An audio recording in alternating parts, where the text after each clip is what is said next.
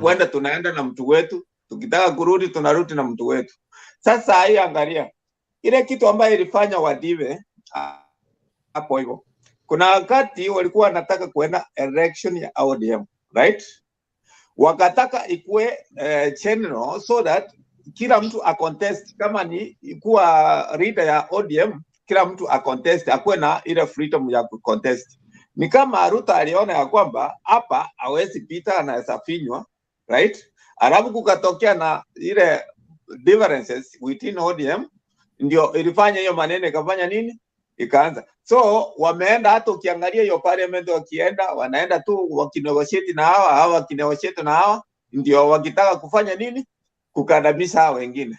Sasa hiyo ukiangalia, nilikwambia mara ya kwanza ya kwamba some communities they hate someone, si ati kwa sababu gani. Unasaliwa tu, ukikuta mtu akikwambia fulani ni mbaya, na wewe unafanya nini? Unafuata tu namna hiyo. So in politics ya nchi yetu ya Kenya, ukiangalia vizuri, hatuna msimama ati tuko pande hii, na unakuta tunachigawa. Ndio sababu hata unaona vitu nyingi tukienda contest ama tukichukua pale asipitangi, kwa sababu hawa wanataka hii irudi pande hii na hawa wanataka irudi pande hii. Sasa unakuta hata ile M ambayo tulikuwa tunataka au tunataka tusaidie wananchi wetu, unakuta sasa kila kitu imefall apart.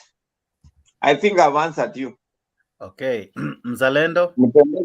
I think ndugu yangu amejaribu, huo jamaa wa ODM amejaribu kidogo kujibu hiyo swali, lakini hakuna kitu ameelezea hapo kwa makini. Ukifuatilia vizuri kwa nini William Ruto alitoka ODM, fuatilia kwa makini kabisa, ujue ni kiini hasa ilifanya William Ruto kutoka kwa ODM after Raila kuwa prime minister. Walikaa chini wakaangalia ni Mudavadi ndio atakuwa next on rank kama ni nani. Wakachagua Musalia Mudavadi, wakaacha Ruto. Hiyo ndio ilikuwa kiini hasa kubwa sana, ndio hawa viongozi wakaachana. Okay. So Mudavadi alipata kiti kubwa zaidi kushinda Ruto. Na ni Ruto alileta nini katika chama? Unajua chama ya hizi za kisiasa, we form them so that you grab power, so that you can grab power. Unatengeneza chama ndio uende uunde serikali. Haya, Ruto alianza na Rift Valley. Aka make sure ako na kabila yake nyuma yake yote. Okay. Akamalizana na Moi. Na mizizi yote ile ilikuwa pale Rift Valley. So ukikuja kwa meza, anakuambia mimi niko na milioni kama 6. Kura taslim milioni 7. Niko nayo kwa meza. Wewe unaleta ngapi? Unanielewa? Lazima tujue siasa ya Kenya imefika wapi. Siasa ya Kenya imefika mahali watu wanachaguana kikabila, na lile kabila ina idadi ya watu wengi, wataungana na kabila ingine. Hatujafika mahali tunaangalia sera. Mwenzangu aliwaambia vizuri sana. Kiini ya Raila Odinga kupoteza kura kila mara, Raila sio mtu ambaye anasikiza maoni. Advice, it is called advice. Raila will not listen to any advice. That is my take. Yeye is a good person, but I think he is also a dictator. Out in the public, he is a Democrat, but deep down in his heart, he has dictatorial tendencies.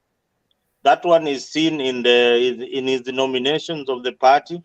That one is seen by him kicking people like Jalango out of the party. That is not freedom. Not freedom that he purports to be fighting for. There is something called freedom of speech. which has got no limit. Let me say what I want to say, all right? Because it is burning in the inside. If it is hurting you in a way, but I have already said it. It is called freedom. Those are fundamental things that we have to know about freedom. So even when you look at him purporting that is a Democrat, my friend, I didn't want this to come from me. I wanted it to come from somebody else. He has told you, look at the composition of the elected leaders in UDA. Just look at the composition and see yourself orange where you will be in ODM or Azimio. Do you think you can be elected in ODM? Sahau ndugu yangu, hauwezi. Hata upige debe mpaka lini. It's like a clubhouse, eh? Iko na wenyewe. Na hiyo clubhouse iko na membership. Na hiyo clubhouse iko na dressing code. Unanielewa? Ukiingia hapo lazima uimbe Raila ni baba, Raila ni mwana, Raila ndio kila kitu. Have you ever seen any ODM leader going against Raila Odinga? Does it mean that he is this perfect human being? Nauliza tu swali.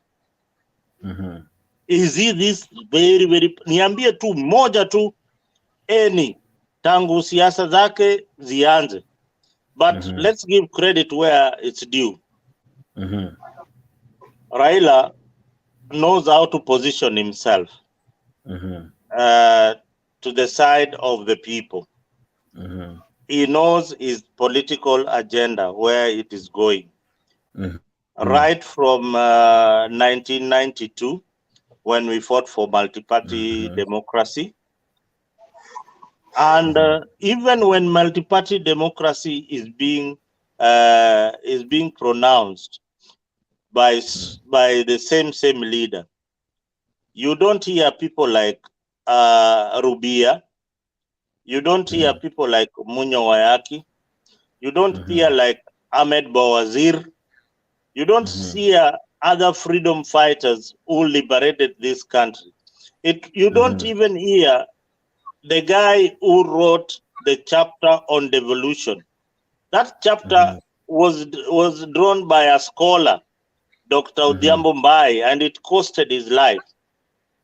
Yeah, these are these are the guys that the real heroes of democracy or multipartyism. Yeah, he is also among them. You don't hear him mention his father. You know, those are the people who fought for the liberation and who brought multi-party politics.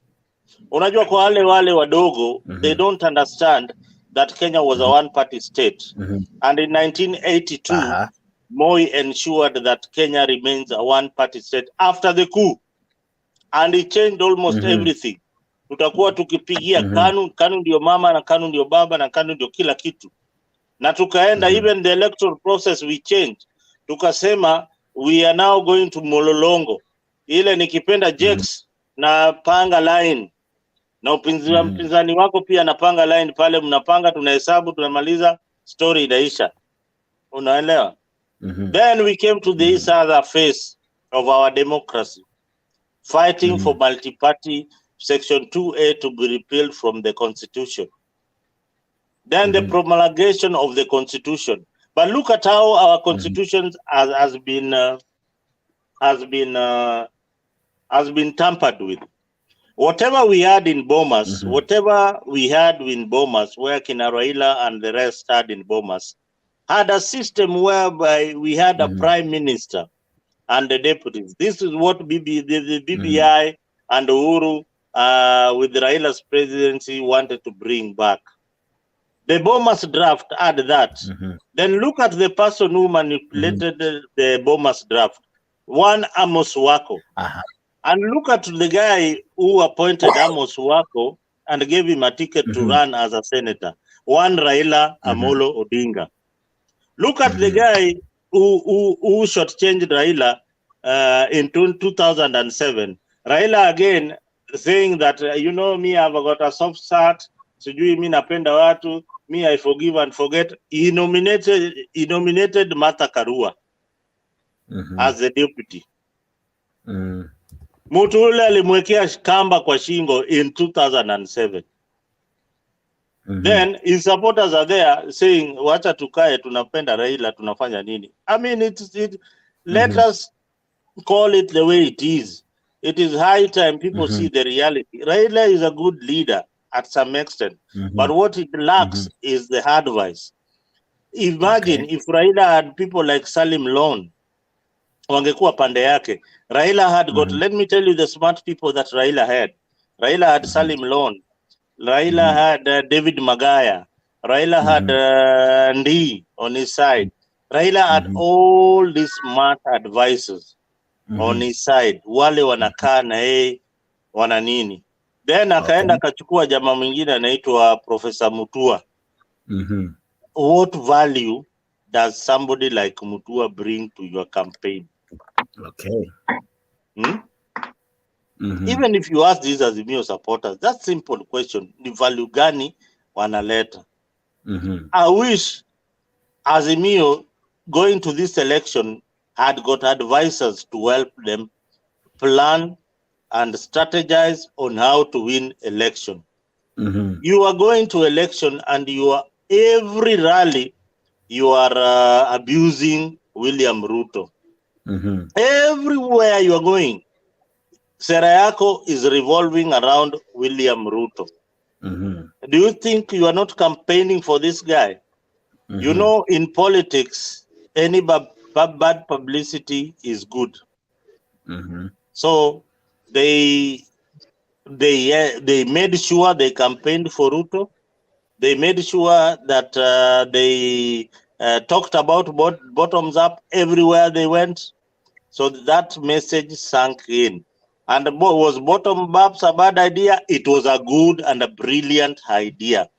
Very brilliant idea.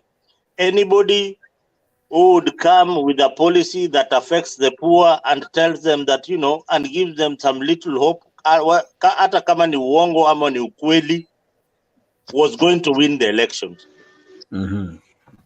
And with the numbers in Rift Valley and the numbers in Central, there was no way. And this is a leader who is cutting across your base. Ameenda uko Western akachukua Wetangula, somebody you had in your team as an advisor. Yeah. Apart from just taking Wetangula, akaenda akachukua Amos Kingi, somebody you had in your team. And you are just okay. Mimi niko na watu. Akaenda tena akachukua kina Aisha Jumwa. Somebody you had in your team. Mimi niko na watu wa pwani wako na mimi. Akaenda tu polepole akachukua watu wako kina Musalia Mudavadi, even if they were not even bringing 5 votes, but you have lost 1. And you don't, that 1 vote is what makes the difference. Na hawa watu wangekuwa na Raila mpaka wa leo. And imagine, these Azimio supporters, up to maybe a month or 2 months to elections, they didn't even want Kalonzo Musyoka in their team. You could see on the charts and the platforms wakisema Kalonzo hata anaweza enda huko. Right now we have the deep state, sijui tuko na nani. Upuzi na porojo mtupu. Right now, the same umewasikia Uhuru Odinga akiongea. Right now, they don't have the system. They don't have the deep state. The deep state and the system is with William Ruto. Watapenyea wapi? Watapenyea wapi? They don't have the system. The system and the deep state is with William Ruto. The majority vote is with William Ruto. You have bunge la wananchi.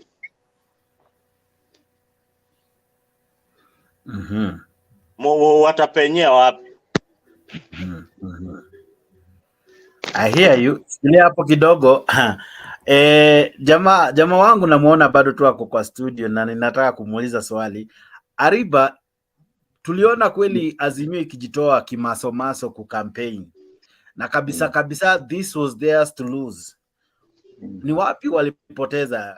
As Mzalendo najaribu ku-explain. Ni washauri walikuwa wabaya ama wako wanasikia la mwathini wala mteka maji msikitini? Shida ilikuwa wapi? Okay, shida penye ilikuwa sasa, ndugu yangu Mutembei. From the word go, we need to understand who is William Ruto. Number one, as from way back 1992 wakati aliingia kwa siasa. Aliingia mwenye alimleta kwa siasa. Nataka kuangalia mwalimu wake wa kisiasa ambaye ni rais mstaafu ambaye aliyetuacha Moi. Kuna kitu William Ruto alisoma kwa Moi wakati alikuwa kijana paruparu akitoka university. Na Moi akakuja kugundua kwamba hii kijana nikitumia vizuri itakuwa inanisaidia kuingia kwa uongozini. Akaunda ile kitu inaitwa YK92. Okay. Sasa wakati akitembea, William Ruto alikuwa anatembea kwa viatu ya Moi pole pole. Nataka nikueleza hata ukingpin ya kuja kuingia kwa William Ruto, si vile William Ruto amefanya calculation. He's a very wise man. Wakati Moi alikuwa anapatia Gideon, anamwambia you just call the parliamentary group ya KANU uiongelee hii na hii, anampatia mpaka speech ya kwenda kuongea. Akifika pale anaongea speech William Ruto akiwa ndani, akimaliza anawaambia tuonane. William Ruto anarudi nyuma, anaita hao wapunga, anawaambia shika hii 2020 weka gari mafuta. Kwa ndio dingi ni nini walikuwa naulizana? William Ruto waliulizana na Moi. William Ruto ndiye alienda na ile briefcase ya Moi. Ndiye akaanza kujipanga kisiasa. Ndiposa Moi, because alikuwa mtu from Rift Valley region, ikawa Rift Valley inataka kukimbizana na Central kwa njia ya kupiga kura. Ndio naona kura mingi from Rift Valley ikiunganishwa na kura ya Central. Hata mpaka wa leo hii siunganishwe vizuri. Hata tukipiga kura hizi tribes zingine, si tumebaki 41. Kuengage these people ni ngumu sana. So William Ruto invested kutoka kuongozi ya Moi, ndiye akakaa rohoni. Ndio wakati umeona amekuja 207 wameingia na Raila. Amekuwa akiingia na Raila, wanataka reparation. Because Rift Valley ilikuwa inajulikana kwamba imekuwa under captivity ya Moi kwa muda mrefu. Sasa akaona yule mtu anasaidia Rift Valley ni Raila Odinga. Kukuja kukosana kwanza na Raila Amolo Odinga. Wakati wa maandamano ya 2007 tunaenda mass action, kuna vijana wengi sana walishikwa kutoka Rift Valley. Hawa vijana wakati imekuja kupainika kwamba kuna national code inatengenezwa, wakajaribu kuangalia between national code ni nani watapatia uzito ya kuwa deputy prime minister. William Ruto akasema because ni am young in politics, ndugu yangu Musalia has been a little bit higher, ni vizuri aende nayo, ijapokuwa kwa kura mimi ndio nimeleta mingi, lakini wacha Musalia apewe. Musalia akapewa. Wakati Musalia amepewa, William Ruto akaambia Raila, wakati umeingia kwa national code, mmeingia kwa prime minister, please wale vijana walichikwa kwa mass action, make sure wameajiriwa. Wakasumbuana na hiyo kitu, ikafika mahali Raila naye because Kibaki alikuwa mtu mwerevu, vile umesikia hapa Njenga akisema Raila anatakanga ile ike ukweli. Kibaki alikuwa mtu mwerevu, akajua pa kuna hii mambo ya Mau. Eti watu wamenicroach Mau, tunataka tungae watu Mau. Akaona the best person anazaenda pale ndiye amalize sifa yake, legacy yake ya kisiasa in Rift Valley region. Akatuma Raila. Raila akaenda Mau, ona ile shida alileta Mau yote. William Ruto akijaribu kutetea. So wakisonga hivi mbele kukuja, ikafika mahali ukifuata clip mzuri, kuna mahali usikia William Ruto akiwaambia hii nyumba tutatoka na mapati na misumari yetu. Alafu Anyang'i Nyong'o wakimwambia hata ukitoka pata hatuna shida. Vile mbinu wacharuo wanakuanga wanajipiga kifua. Raila walijipiga kifua and they lost wakalusu William Ruto. William Ruto naye ni mchanja, ichapokuwa yeye ametafutwa na Uhuru Kenyatta, si Uhuru na timu ya Uhuru Kenyatta, akina Mama Ngina wakijua vizuri ndio tushinde huyu mzee. Ni nani anaweza tusaidia kati ya Kalonzo na hao wengine? Wakagundua kwamba Kalonzo ako na 1.2 million votes. Lakini haka kijana kamesa test in parliament, kako na wapunge na kanasimamia pale kura 3,000,000. So wakaona ni mzuri wamlete, wamkatie ile shamba ya Taita kidogo, wamkatie ya Roi kidogo, wamuite mtoto yao, wampatie furugu SA kidogo, akaingia na URP, wakatengeneza serikali na Uhuru Kenyatta. Nataka nikuulize, na nataka kuangalie mahali William Ruto alitoka na Uhuru wakakuja kutengeneza serikali 2013. Wametoka imagine mwenye alikuwa na serikali ni Raila Amolo Odinga.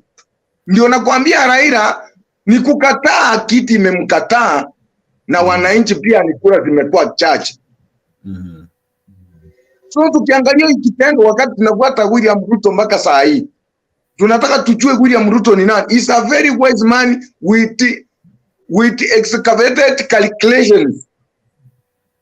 Senye yeye mwenyewe amejaribu, ukiona mpaka saa hizi amekalia kiti. Ndiposo unaona, nataka kuangalie wakati tulikuwa kwa kampeni ya hii 2022. Nataka kuangalia mahali William Ruto anasimama, ameambia Uhuru Kenyatta, enough is enough. I don't need your support. You just support mtu yako, but leave me alone. Kama ni watoto yangu unaweza uwa, please uniachie tu. Lakini mambo mengine hatutawezana, hatutashindana na wewe. William Ruto alikuwa amefika mahali, amefanya calculation ya Central na Rift Valley, ameweka kwa mkono. Alafu vile ndugu yangu amesema hapo, Raila naye akaenda karalia masikio na ile kujipiga kifua. Anasema hata Wetangula akienda hauna shida, hata Mutavati anaenda hauna shida. Bado hiyo ni umaarufu alikuwa anaendelea kupoteza bila kujua. Nataka kuangalia chama ya ODM. There is so much impunity is being practiced in ODM. Angalia vile walifanyia Clovis Marara in Senate. ODM ilimngoa ikiwa ni ile waliingia na ile code. Na ile NASA. ODM ilimngoa. Angalia Wetangula, ODM ilimngoa wakaeka walengo. Angalia saizi ile kitu wanafanyia Sabina Chege. Sasa ndio nakwambia ile kitu ina cost Raila kutokalia kiti ya president. Yeye ni mtu is a conman, is practicing so much, is a highest impunity person. Yeye mwenyewe hata unakumbuka vizuri William Ruto akisema hii serikali iwezi ongozwa na uchawi. Anajua mahali Raila ampeleka Nigeria. Sio ako na history kwamba Raila alimpeleka akajua vile Raila anafanya uchawi. The source of threats in Kenya. Wacha kutisha wa Kenya. Kazi yako ni kuhakikisha kwamba Wakenya wote wako salama. Wacha kutuambia ya kwamba tutakujua wewe ni rais. Sisi ndio tulikuchagua na tulikuchagua uwe rais wa Kenya. Wacha kututisha. Sisi hapana watu wa kutishwa. Kweli ama si kweli? Kweli ama si kweli? Tunaelewana? Na mimi nataka nimwambie rais, wacha kuniletea maneno my friend. Wewe sukuma candidate yako bwana kitendawili. Unaniongelea nini? Sijui kama tunaelewana. Mr. President, please stop talking about me. Talk about your candidate. Tunaelewana? Mtu waambie wewe rais, tuambie huyu mtu wa kitendawili atawacha kungoa reli lini? Atawacha kujiapisha lini? Atawacha kuvuruga Kenya lini? Atawacha mambo ya violence lini? Na utuambie agenda ya huyo jamaa. Wachana na William Ruto. I supported you when you needed a man to support you. If you do not want to support me, leave me alone. Ni kweli ama si kweli? Yes. Yeah. And please, tuko pamoja bwana? Tunaelewana? Yes. With a lot of respect. Sijui kama tunaelewana. With a lot of respect, my friend, Mr. President, please be a decent human being. Kuwa mungwana, kuwa na shukurani. Sisi ndio tulikusaidia. Wacha kujifanya saizi eti sijui unajifanya nini. Please, amani aje my friend. Sasa eti wewe sasa unaanza kunithreaten mimi. Ati utanifanya nini? Bora usiue watoto wangu. Lakini mimi na wewe tafadhali tuheshimiane. Aha. Mutembei. Dex, nitumie hiyo clip bwana. Unaona Mutembei, historia ya Kenya tunaijua. Nikujaribu tu, najaribu kuweka video. Poleni kwa wale ambao probably mnatumia bundles. Pole. Wafanya watu wa ODM wazimi wamepa. I'm only playing ile imekuwa requested. I'm sorry.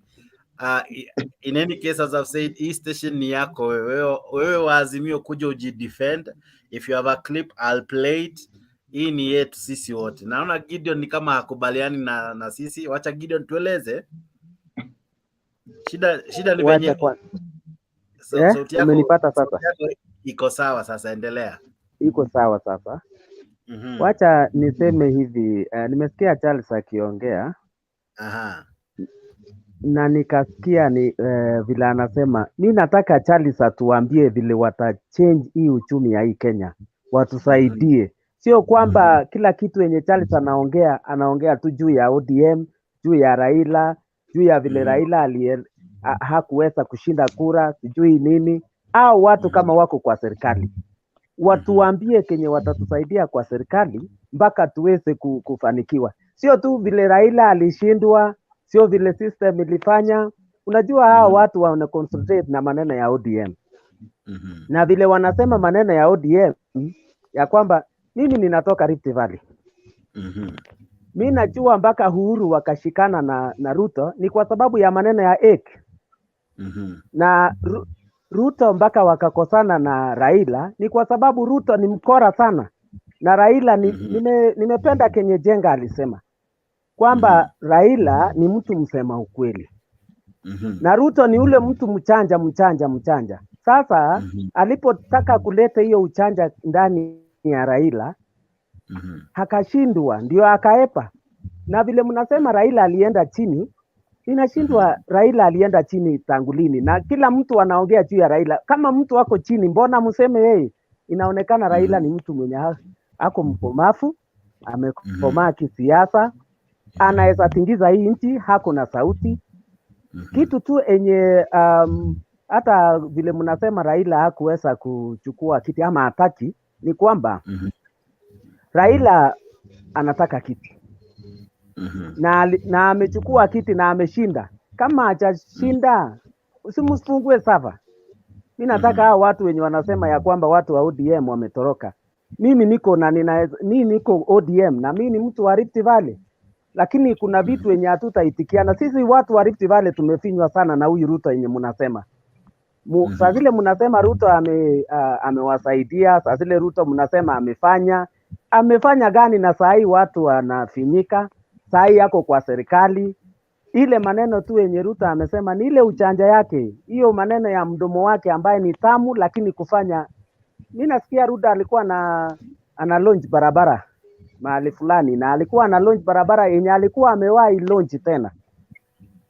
Sasa kitu yenye mimi nashindwa sana ni kwamba kama mtu ana launch barabara mara pili na anasema anafanya kazi na yeye ni president wa hii Kenya, mpaka leo nikasikia huyo ndi akiongea, nikashindwa.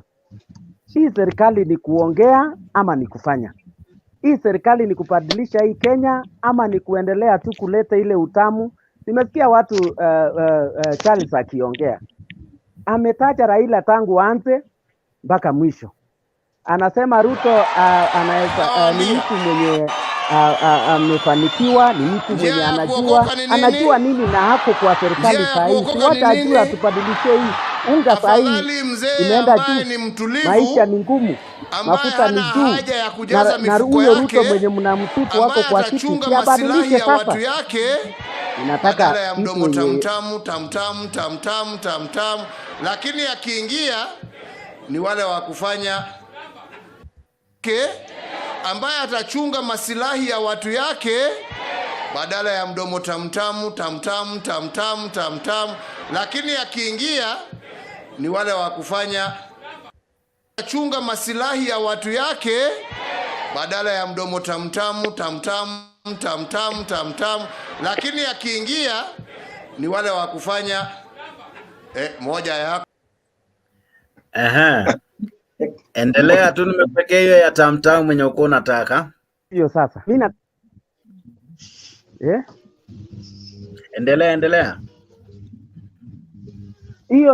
Hiyo kazi yenye ya mdomo tamtamu hiyo ndio tunataka kuona sasa, kwa sababu unajua vile alisema hiyo maneno yote tunataka kuona, sio kujifuna tumechukua, sio kujifuna ya kwamba tuko naye, sio kujifuna tunajua kushinda. Hata Raila alikuwa na wabunge wengi. Tukiongea saa hii Ruto alienda akanunua kwa Azimio wabunge. Aliponunua kwenda upande ule, anaanza kusema tunataka upinzani ambaye iko strong. Upinzani yenye iko strong njia gani? Na anaendelea kununua hao.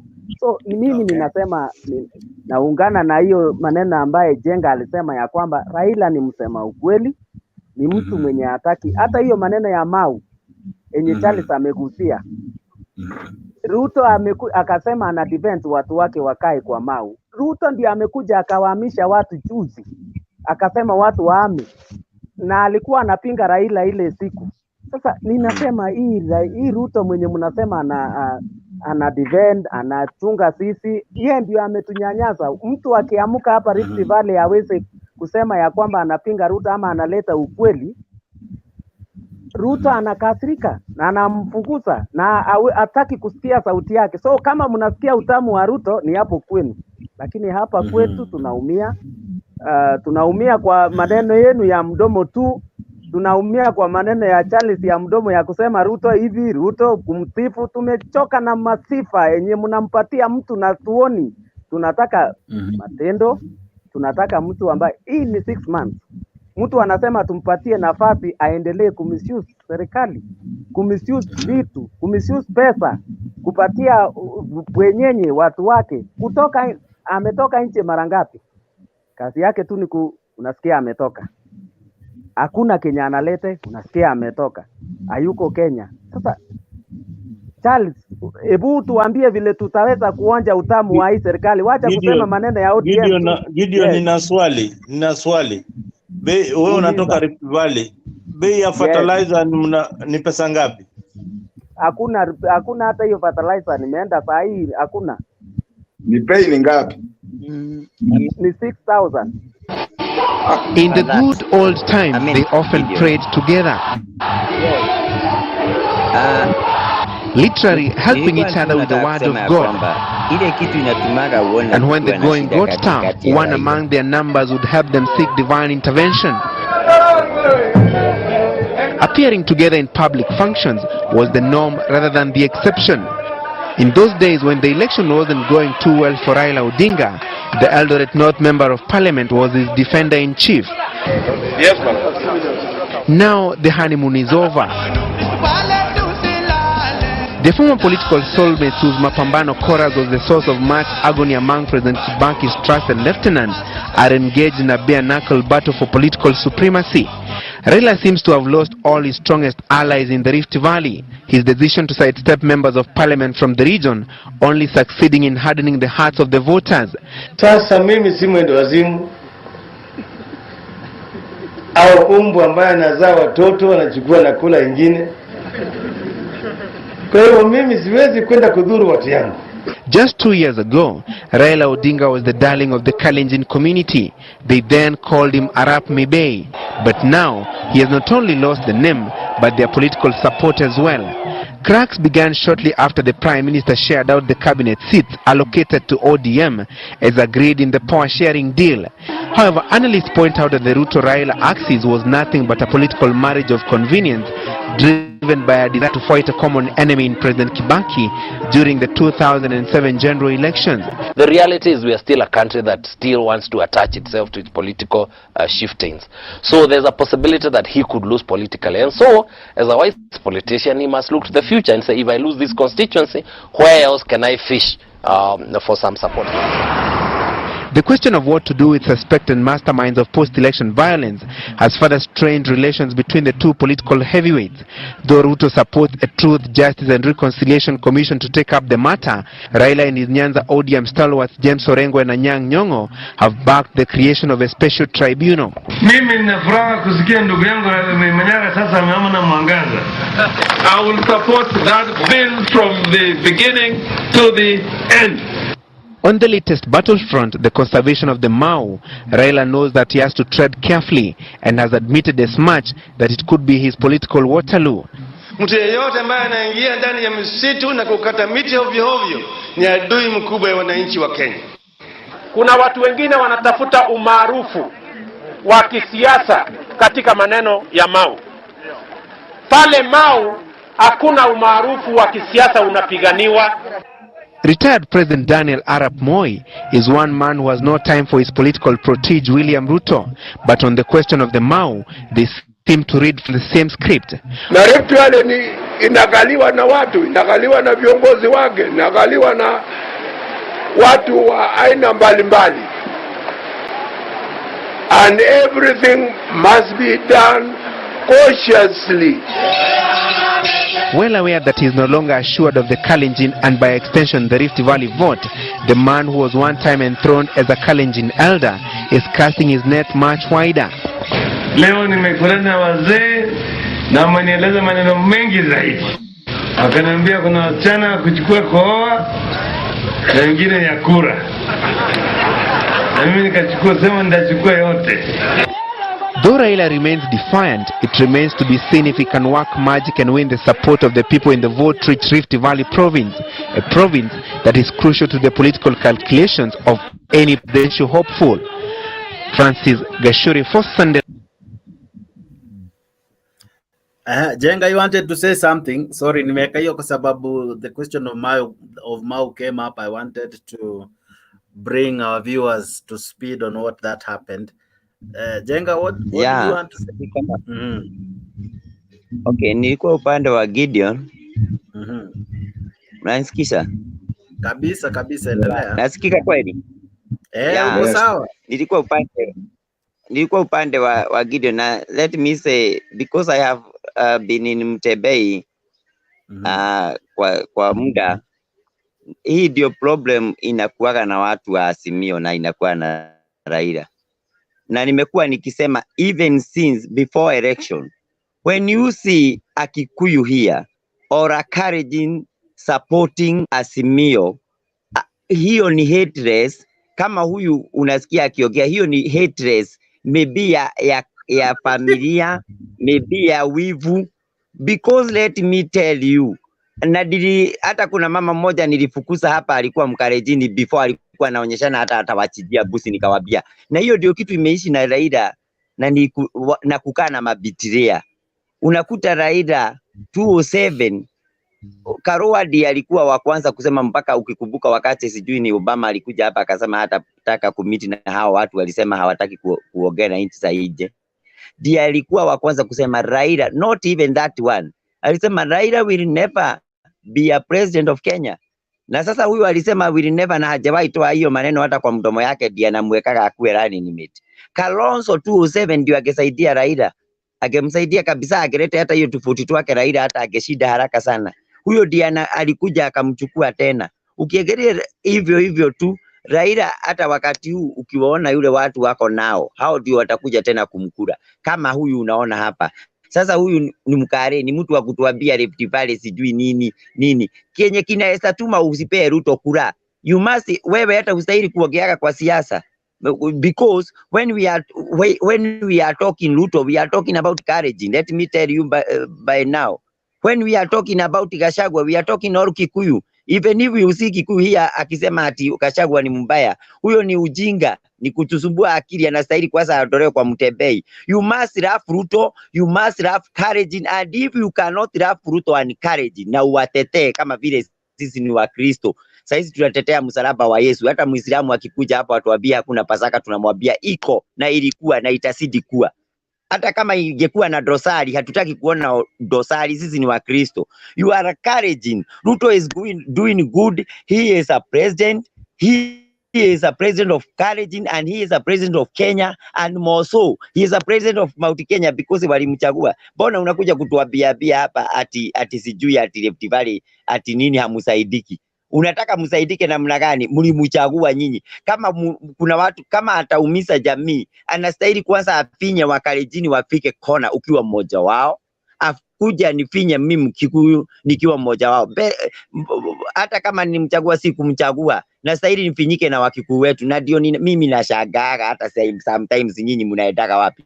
Today Kenya tumeambiwa na mtu alikuwa hapo akatuambia let us tujue vizuri Kenya is a tribalism country. Leo Wajaruo wakitaka kufukuza Wakalejini, ulete hiyo gole yako Kisumu, utaenda na Wakalejini wenyu siku hiyo. Kwa hivyo wakati kuna hata kama kwenyu ni kubaya, kaa nyumba yenu na uishi nyumba yenu. Kukujaga hapa kushida ukituambia you are not supposed to say that one.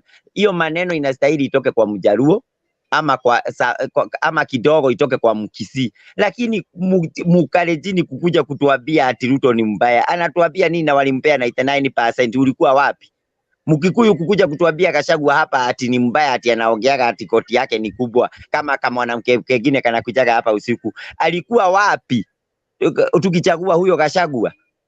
Sisi wherever you see a Kikuyu, he is not hata Kioni anasubua Raila, na ndio mimi nashida kwa Raila anafanya nini na Wakikuyu. Imagine saizi anakaa hapo ati na Karoa na hata MCA mmoja. Si hata Karoa akitoa pesa yake na Wakikuyu anapenda pesa anunue kura za MCA, just that word. Si akitoa milioni moja ingetosha ape mtu kila 5,500. Kwani Mungu si anapenda hekima? Mbona watu wanaogopa kufikiria?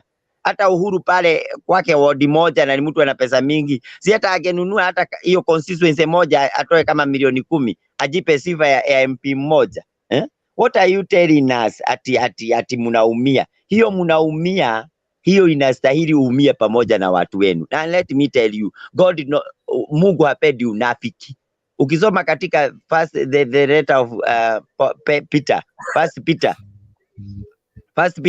hapo 2 inasema the Prime Minister Raila Odinga na husuda na masikisio, hiyo yote inastahili uondoe. In fact, I've been calling upon him to go home together with President Kibaki.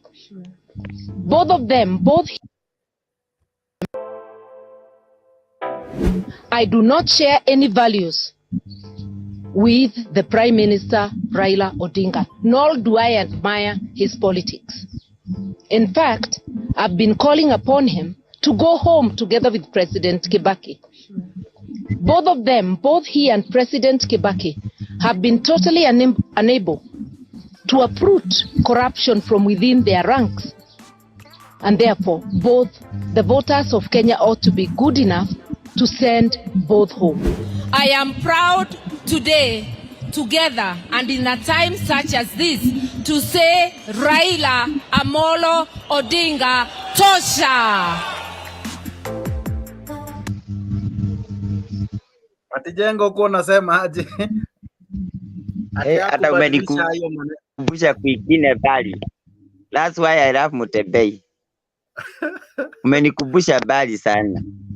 Okay. Unasikia ile maneno Karoa alitoa, alafu urudi umweke hapa karibu. Hata na in fact sijui kama kuna watu wanasemaga the power of the tongue. Kuna uwezekano hata Raila kuferu kwake ni hii kukaribisha watu na the power of the tongue. Anastahili mnamchezea hizi mambo. Mnamwambia huyu ndiye alisema wewe na Kibaki mwende nyumbani, na ni yeye tu anakuja kukupaka mafuta. In fact, that means siasa hata the politics is a dirty game.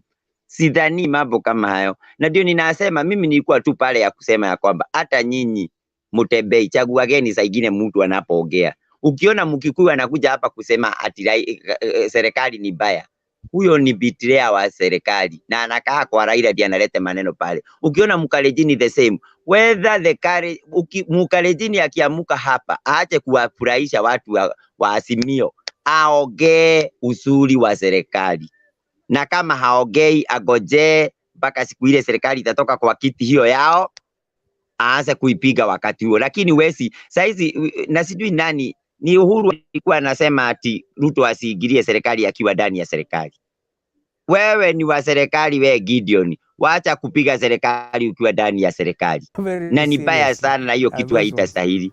Kaa katika serikali miaka hiyo yote 27. I can tell you the guys I negotiate with very seriously are those ones. Yeah.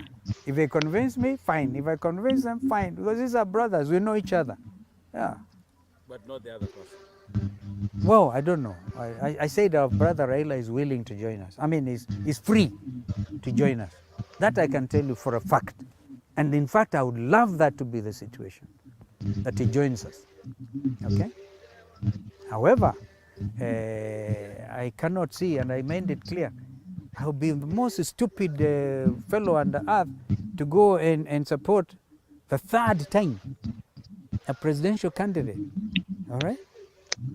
Without a measure of reciprocity.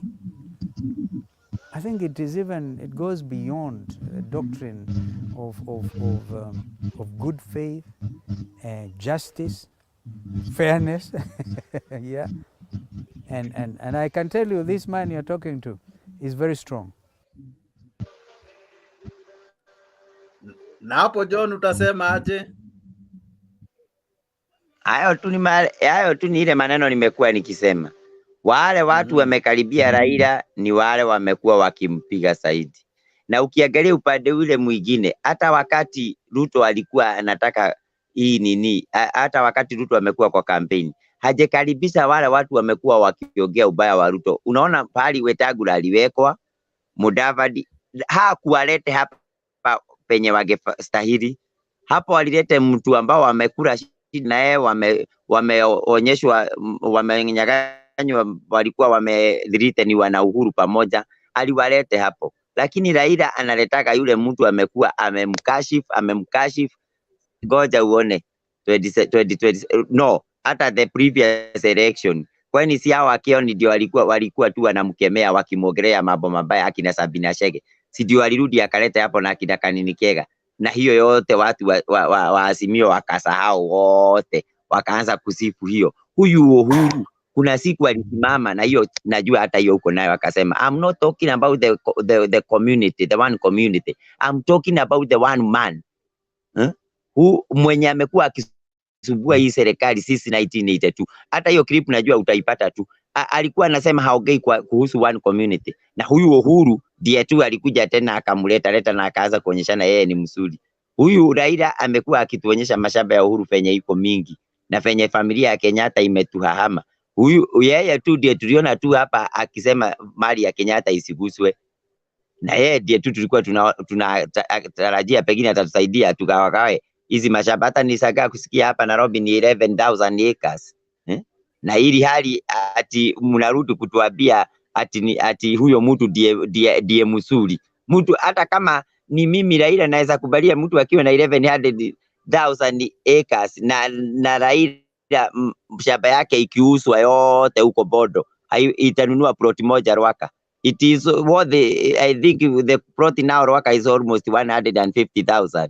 I mean million, 150 million. 150 million ukienda Bodo utanunua karibu Bodo mzima.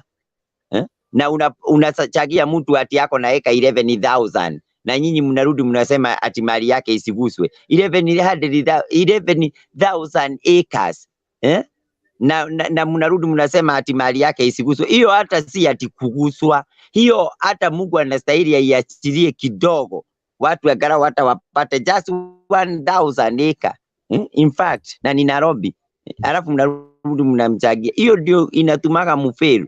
Juu leo mnaongea hivi, kesho mnaongea hivi. Kesho unakuja hapa Isaac Ruto ni nani? Amekuwa akionyeshana ni mzuri sana upande wa Raila. Sasa hizi alikuwa wapi? Hata anataka kusikia Ruto nini? Raila hata kidogo. Na hivyo ndivyo huko kama Isaac Ruto wewe. toka wacha kupiga serikali na usirudi kusimama hapa kutuambia ati unaulizwa bei ya fertilizer ni ngapi Rift Valley na hata hujui. Wacha nikuambie nimetoka Narok kwa saa hizi na jana nilipanda viazi na fertilizer ya 3500. Ni 3500 hiyo ya serikali. Na hii ingine ukitaka kununua unanunua 6000. Ni nini? Maswali ya Rift Valley niulize, huyu hajui. Huyu ni haters. Kudharau tu na dharau tu president wenyu mumepewa na hata Biblia inaulizaka mtasaidika na nini mkidharau damu hii iliyomwagiwa na Yesu?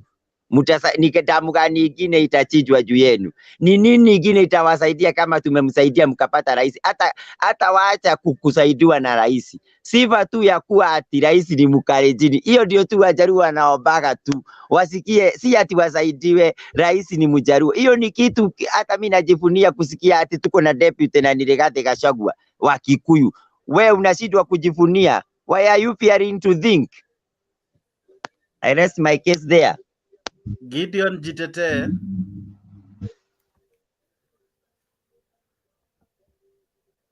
Gideon.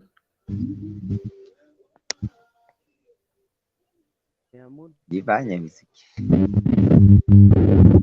Nasema. Yes. Jonjenga zima maiki hapa Jonjenga. Huyo mwenye Yes. amesema ya ni kifundisho president. Fanya aje Gideon, fanya aje hiyo Gideon, hiyo kuongea na direct. Hiyo kebo inatetemeka, ina sawa. Hivyo sasa endelea. Okay, sawa. Imekuwa sawa? Endelea. Okay. Huyo mwenye ananiambia ya kwamba nijifunie president ni Mkalenjin. Hiyo mimi siwezi fanya. Na si kwamba ninajifunia president akiwa Mkale ndio niweze kusema ni wetu nifurahie. President Moi alikuwa Kalenjin. Na hatukupenda na chochote. Yeye mwenyewe amesema mimi ni mlagai, ninadanganya, ninafanya nini? Akasema ya kwamba sasa zile mtu ni wewe umsupport. Siwezi support kwa sababu ni wewe. Hata yeye amesema ya kwamba Uhuru Kenyatta ako na mashamba na yeye akasema ya kwamba Uhuru Kenyatta ako naye Nairobi maekas na anafaa kuguswa. Sasa nikajiuliza huyo ni si Mkikuyu wake hata yeye.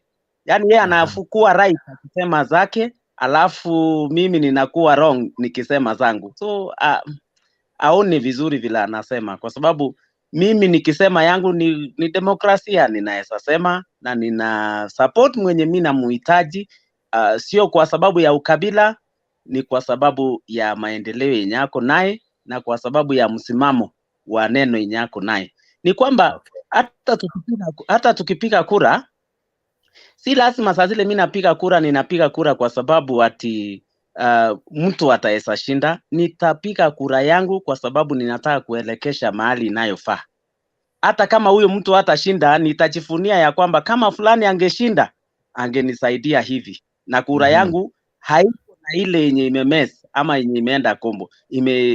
Iko na msimamo mzuri. So hapa tunaongea ya kwamba ninataka nione benefit ya huyu mtu mzuri, ninataka nione benefit ya huyu mwenye mnamsema, na kwamba sasa tunapiga kura. Kuna mwenye ameniuliza ya kwamba mbolea iko shilingi ngapi hapa.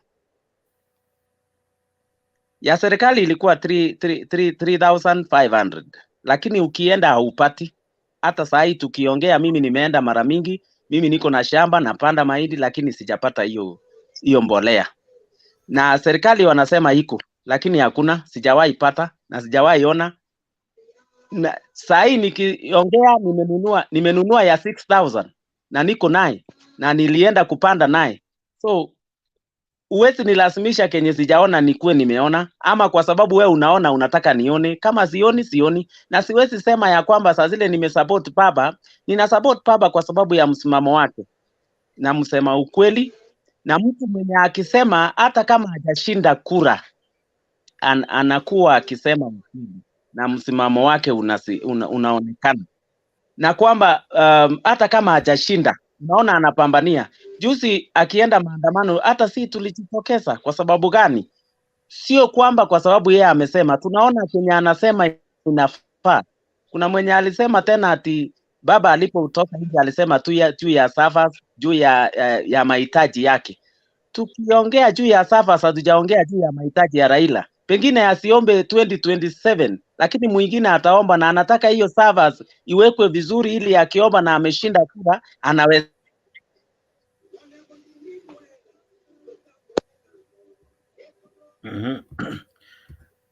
Ni kama amepotea Gideon. Kura zake zinahesabiwa kwa njia inayokuwa sawa. Sio ni kwamba tunaitisha ili tuokoe Kenya. Tunaitisha ili tuweze kuweka Kenya ikue bora.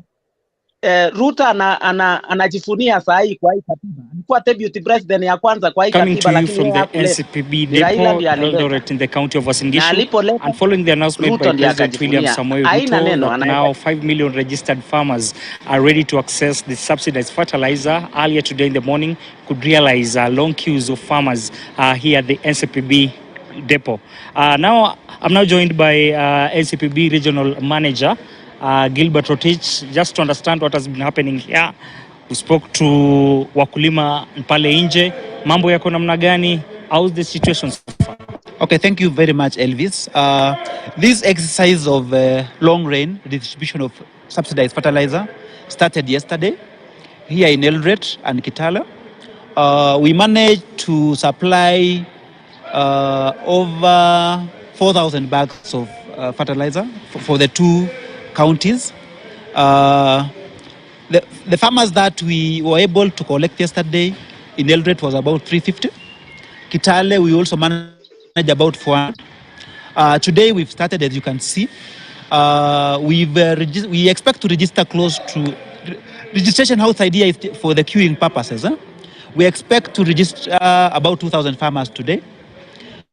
And also expect to serve over 500 farmers. Today, distribution exercise started in Mosoriot, Meteitei, of course, the Eldoret and Kitale. By Friday, Thursday, we expect to have received fertilizer in all our depots within this region. That is Kipkabus, Ainapkoi, Kapsawar in Elgeyo Marakwet, Kapenguria in West Pokot, Kipkaren River, still in Uasin Gishu Turbo, Kipkaren Salient in Nandi, and Lesos in Nandi County. So I can say so far we are doing well. We expect to receive fertilizers that shall be enough for all the farmers. So I want to inform the farmers that there shouldn't be any panic. We still have 1 month to go before we start planting. So we expect by end of this month, we should have really supplied all planting fertilizer to all the farmers in this exercise. Lastly, kindly explain to farmers which varieties should they expect, any challenges you've encountered so far, and will be there be a grace period.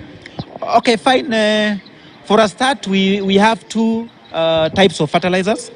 We have Yara micro planting, and also we also have Kino maize from ETG. All of them are in. Basically, that is about the what do you call it? The fertilizer. It's there. It's there.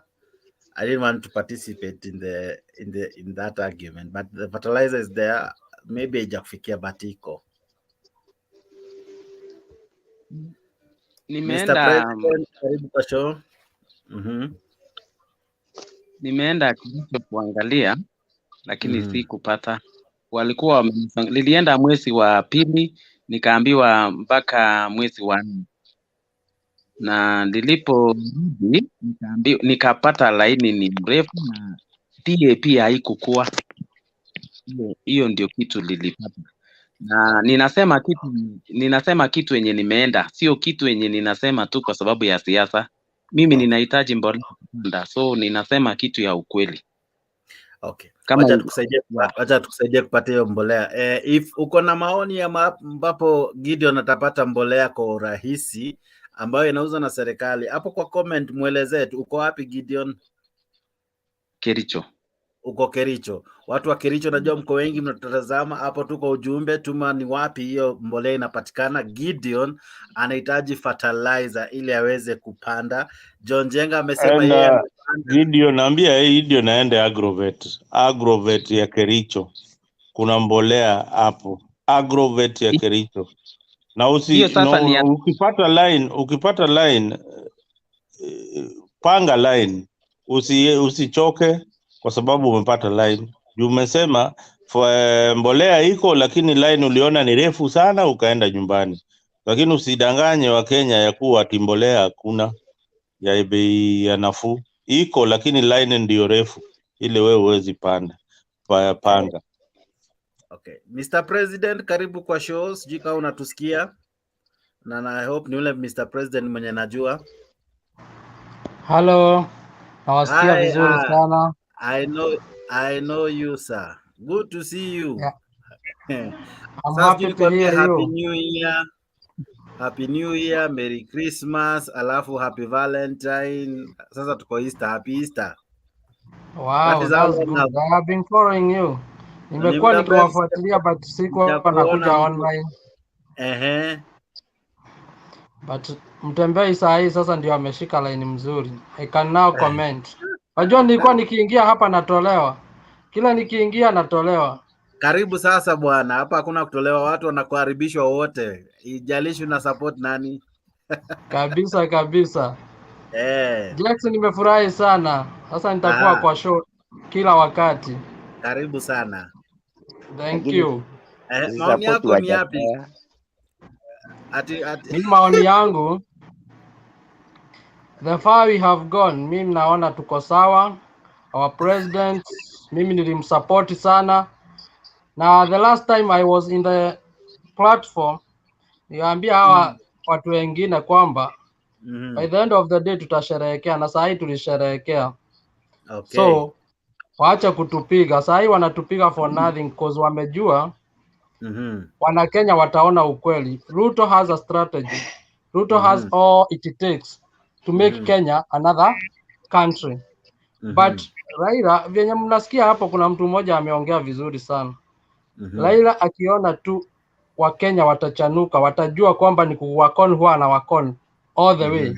Ana make sure ameharibu hiyo serikali isifikie lengo lake.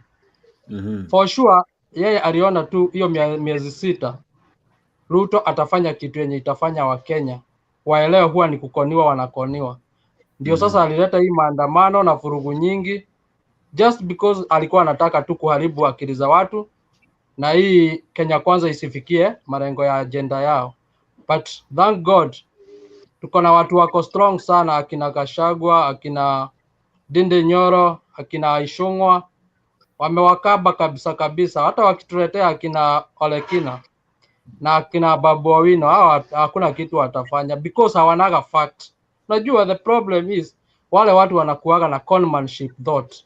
Hakuna siku wanaongeaga kitu yenye inaweza ikakuwa, na hata ukifuatilia sana hakuna kitu yao wanasema yenye wanajua kesho itakuwaje. But on the other side hao watu wa side hiyo ingine wanajua kile wanasema inaweza happen na kinaweza kikakuwa a real thing.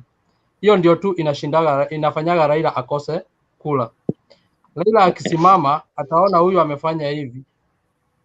After 2 months yeye naye anaanza kusema vile vyenye huyu alikuwa anasema. Hajui mimi nikisema hivyo ninasema nikijua niko na answer ya huko mwisho. But yeye anasema juu amesikia watu wame follow in that line hati juu umesema. Hiyo ndio mistake kubwa anafanyaga. But kama angekuwa na agenda yake, asimame na agenda yake, aonyeshe wa Kenya agenda yake na waambie mpaka wasikie na waone ni real story, watu wangemchagua. But watu washajua yeye ni conman na akona dictatorial inside him. Yeye anajifanya yeye ni democrat but ndani yake anakuwa na dictator fulani, then na conmanship thought ya kwamba ati utadanganya Wakenya. Wakenya saa hii wamechanuka, wanataka kitu ukiniambia tuangushe hii gari ianguke, tusimamishe hii gari isimame. So sitakuchagua juu unanipea story tamu, no. Nitakuchagua sababu kila kitu utaniambia it's a real thing and it is a possible thing. So tuendelee na wao hivyo hivyo until 5 years. Watakuja kukuta hawatapata mpaka MCA wakicheza, lakini wakijipanga vizuri watapata. So wamemiss saa hii na next time wakicheza wataimiss hivyo hivyo. Hiyo ndio comment yangu. Areba, wacha nikuulize swali kabla jarudi kwa Mr. President. Mbona Jalango anaumia? Niliona hadi kulikuwa na opinion poll ilichezwa mahali wakieka jamaa anajiita ghetto president anaitwa nani? Gaucho. Wakamlinganisha na Gaucho, akasema Gaucho anatosha kuwa MP wa Lang'ata. Makosa gani kubwa hii Jalango alifanya? Unajua ndio nichipu nini pointi yako. Kuna kitu nilikuwa nataka kuuliza huyu Gideon kabla hajaenda, na ningependa niulize watu wa Azimio na pia hata wewe Mutembei unisaidie. Nataka mtu yeyote ya Azimio mwenye atakuja hii show akisimama umuulize, atuelezee ni wapi Ruto alianza kukosea. Utuelezee Ruto alianza wizi lini? Because wakati tuliona 2007 wakati Ruto alisupport Raila hakuwa mwizi. Because angekuwa mwizi, Raila angesema Ruto ni mwizi asini support. Miaka hiyo 5 mpaka 2013 Ruto tungesema ameipa kwa ile serikali wakati alikuwa agriculture minister. Ikifika 2013 Uhuru hakusema Ruto ni mwizi sababu ameipa kwa agriculture sector asini support. Ruto alisupport Uhuru akiwa ni ndugu yake, akisema my brother yangu William Ruto. Kutoka 2013 mpaka 2017 hatukuona mahali Ruto anasemekana ni mwizi. 2017 ikifika akasupport Ruto Uhuru vizuri bila maneno. Imefika 2022 ni tamu yake. Sasa ndio tumeanza kusikia Ruto ni mwizi, Ruto ni mwachi, Ruto ni hivi na hivi. Na hiyo maneno yote inatoka kwa Raila, inatoka kwa Uhuru. Wale watu wenye Ruto amesaidia kuingia uongozini. So we need them to specify kabisa ndio na sisi tujue mahali Ruto alianza kukosea, ni wapi mvua ilianza kumunyezea. Na sisi tuwe tunachukia mtu tukishachua information. So from here tunaambia watu wa Azimio wamese their pride, wa recognize William Ruto as their president for the next 5 years. Atuchehesabu kwanza ya 2027 to 32. Ni 5 tu, na wakisipo meza wengine watapata hospitalini bila kupendwa. Wengine watakaa miaka 5 wakisononeka. Watu wakubali, wa accept, wakula hata sukuma wanone. Nikuje kwa point yako. Jalango, kumia kwa Jalango ni ile kukuwa na individual opinion. Kwa chama ya ODM hakuna kitu inaitwa individual opinion. Kwa chama ya ODM unaenda na opinion ya ule mtu mpapa king. What the king has said is what you abide by. You don't have to go against. So wakati Jalango alikuwa na different opinion kwamba anataka kurecognize kwamba serikali iko in place, the legitimate government, ameitwa State House, ameenda kukutana na rais. Ilikuwa yeye kabla hajaenda State House angeita Raila mwenyewe, aende kwa Raila muinform. Aende kwa Raila muinform kwamba nimeitwa State House naenda kuzungumza na William Ruto. Hiyo ndio kitu. Ule mtu ni godfather. Ule mtu is a king of property we have here in Kenya. Ule mtu ni king ya kuabudwa. Ile kitu inaumiza Jalango ni ile kukaa mbali na egocentric ideas and opinions. The leadership qualities ya conmanship. Ile kitu Jalango amekuwa, Jalango ni mtu ameingia kwa siasa juzi. Jalango ni mtu wa media. Sasa yeye hachuangi kama kuna kuabudu chama, kuna kuabudu mtu. Jalango anajua kuabudu ni Mungu. Sasa mahali amefika ameanza kuambiwa you will do this. Jalango ameona ndio watu wangu wapate haki na development. Let me go niende nisikize serikali vile iko. Chama ya ODM inataka in every election ikiisha, hata kama serikali iko in place, inataka watu wa ODM wao wana recognize opposition as their government. They don't want you to recognize the government in place. So ile kitu inaomeza Jalango ni kuwa na different opinion against his master. Hiyo ndio kitu inaumiza Jalango. Ndio tunasema hivi, these people should be brought out of captivity. Wajaruo wote wakwanda captivity kwa leadership ya their master.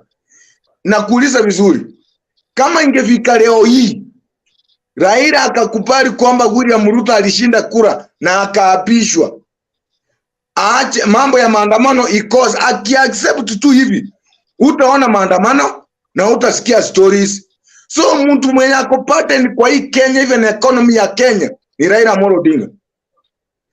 Raila himself, kama ako mtu mzuri, is a very democratic person. Wacha yeye mwenyewe angalie wale wakati anafanya maandamano. Anafungisha mtu biashara yake ndogo ya anapata 200 aende kukura. Alafu anasema yeye ndiye anatetea. Unatetea mtu na amefunga biashara ya kupata 200 aende kukura na watoto. Hiyo unamtafutia eti unga ishuke. Itashuka namna gani kama hana pesa ya kununua hiyo unga imeshuka chini? Angekuwa ameweka interest yao watu wenye watu wadogo kwa ndani yake, angekuwa anatusaidia. Sasa yeye ndio mmoja anahangaisha wale watu anatetea. Anasema cost of living iko juu. Hiyo cost of living ya kileta unga ni shilingi 50. Utatoa wapi hiyo shilingi 50 ununue hiyo unga kama umefunga hiyo biashara yako utatengeneza 50? Raila angekuwa anafanyisha sisi maandamano ya wale watu wameandikwa kwa Wahindi waongezwe mshahara, ningesupport hiyo maandamano mara 100. Angekuwa anafanya maandamano ya hizi kampuni zingine, mambo ya outsourcing, kazi ipatikane. Lakini mambo ya kufanya maandamano, cost of living ikuje chini na una pesa. Angefanya maandamano watu waongezwe mshahara, pesa ikuwe mingi, hata unga ikiwa ni 1000, watu wanamudu kununua. Hiyo ndio maandamano, ingekuwa maandamano ya ukweli. Si maandamano ameficha kwa mgongo, ameleta tumbo mbele.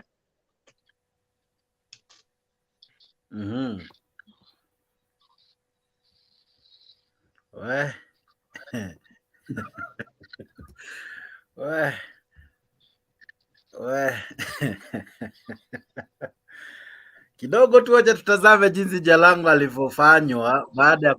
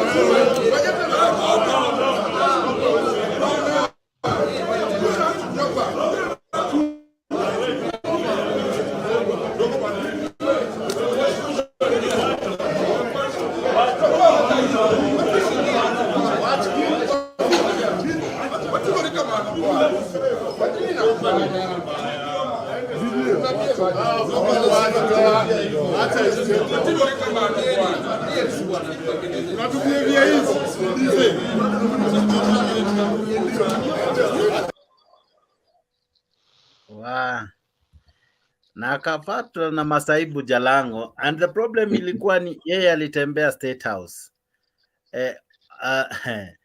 My brother, let me ask you, brother Remba, sasa kwa sababu kuna uwezekano baada ya hii bipartisan maybe kutakuwa na mahali ambapo kinara wa Azimio na kinara wa Kenya Kwanza watakutana na labda watazungumza na labda watakutana kule State House. Mbona basi watreat mtu hivi ikiwa Jalango alienda tu ilikuwa tu ni innocent meeting, na anasema alienda kwa sababu ya maendeleo. Mbona walimtreat hivyo? Unajua, most of the time ukiangalia scenes mingi zenye zimekuwa heritage na watu wa ODM, zimekuwa na furugu. Ndio kile kitu unataka kwa ODM. ODM vitu zao mingi unataka kutumia kivua. Sachi tati hata Charangu kama angekuwa na wasi wake wa nguvu pale, hata wangepishana na hao tena ingie ndani vile ameingia. Ndiposa nimekuambia hivi, imekuwa desturi kwamba chama ya ODM ina put his master. Ukiingia chama ya ODM, if you don't bow down ndio pate pressing kutoka kwa master, then wewe unakaa enemy. And the Charango, if at all of these people, Kenya Kwanza, the administration is going to meet with the opposition, which is Raila, imagine mtu wa kwanza kumia ni Charango. Sasa wale watu watakemewa na kumia ni Charango. Because the ODM, Raila mwenyewe ana practice what we call impunity at a high class and a high level. So ile kitu yenye iko Charango kitu ina mcost. Charango ni hilo kakamufu yake vile alisoma, hakuna mahali aliambiwa utaputu binadamu. I came here because I'm a member of ODM and a member of Azimio. And when we walked again, the boys who blocked me and said I would not come in. And after that, I was allowed in. When Baba walked in, one of his close security asked me to walk out. And that's what happened. I walked out. Yes. How do you feel? How does that make you feel? I feel bad because I love Baba. I'm a member of ODM, and I really feel bad. Do you regret meeting President Ruto? I can't regret meeting President because I'd go there as my own capacity, and it's because he had called me for development issues. And I still repeat, I feel bad that I can't attend the meeting when Baba is here. And you know very well what I've done for the party myself, the journey we've been. And I'm happy that it has taken a different turn. What next? What next? What next? For your apology, would you be willing to apologize? To apologize, having met the president? There's no apology about it. I went there for development. You don't apologize when you've gone and you've been called. Does this interfere with the relationship between you and Azimio? Oh, maybe it will, but I'm still in Azimio. I'm still a member of ODM, and this is politics. There's a letter that has been written by Eddie Okech asking that you be kicked out of the party. What will be your comment on that? I might not be the first. Aremba, sika unakumbuka hii? Historic. Nakumbuka vizuri sana.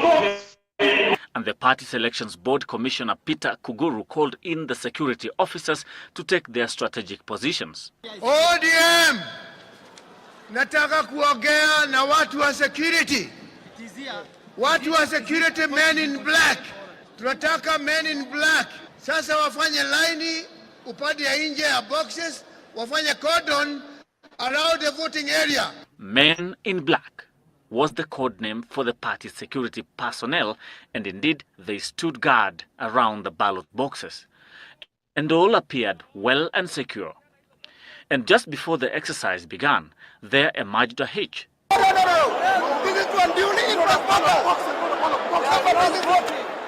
Now, under these circumstances, the elections board would have stepped in to address the issue, and which was done according to Ababu Namwamba.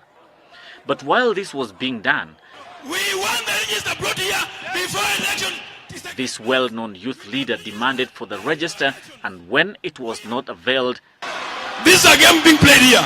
Notice this. The men in black who were supposed to maintain order and protect the ballot materials joined the frenzy. The register brought here. We want the register brought here. They broke the ballot boxes and overturned tables and brought the exercise to a halt. Order. So, who are these men and who are behind their actions? Otieno Kajwang, Ruben Dolo, Georgia Ladwa, and the likes who hired these people, and even a whole Senator Elizabeth Ongoro, they could sink, how could they sink so low? But the said persons say they don't know anything about it. Nataka kuambia babu na wenzake, hakuna mtu mimi nilihaya kuja kuharibu mkutano wa chama cha ODM ambao mimi naipenda.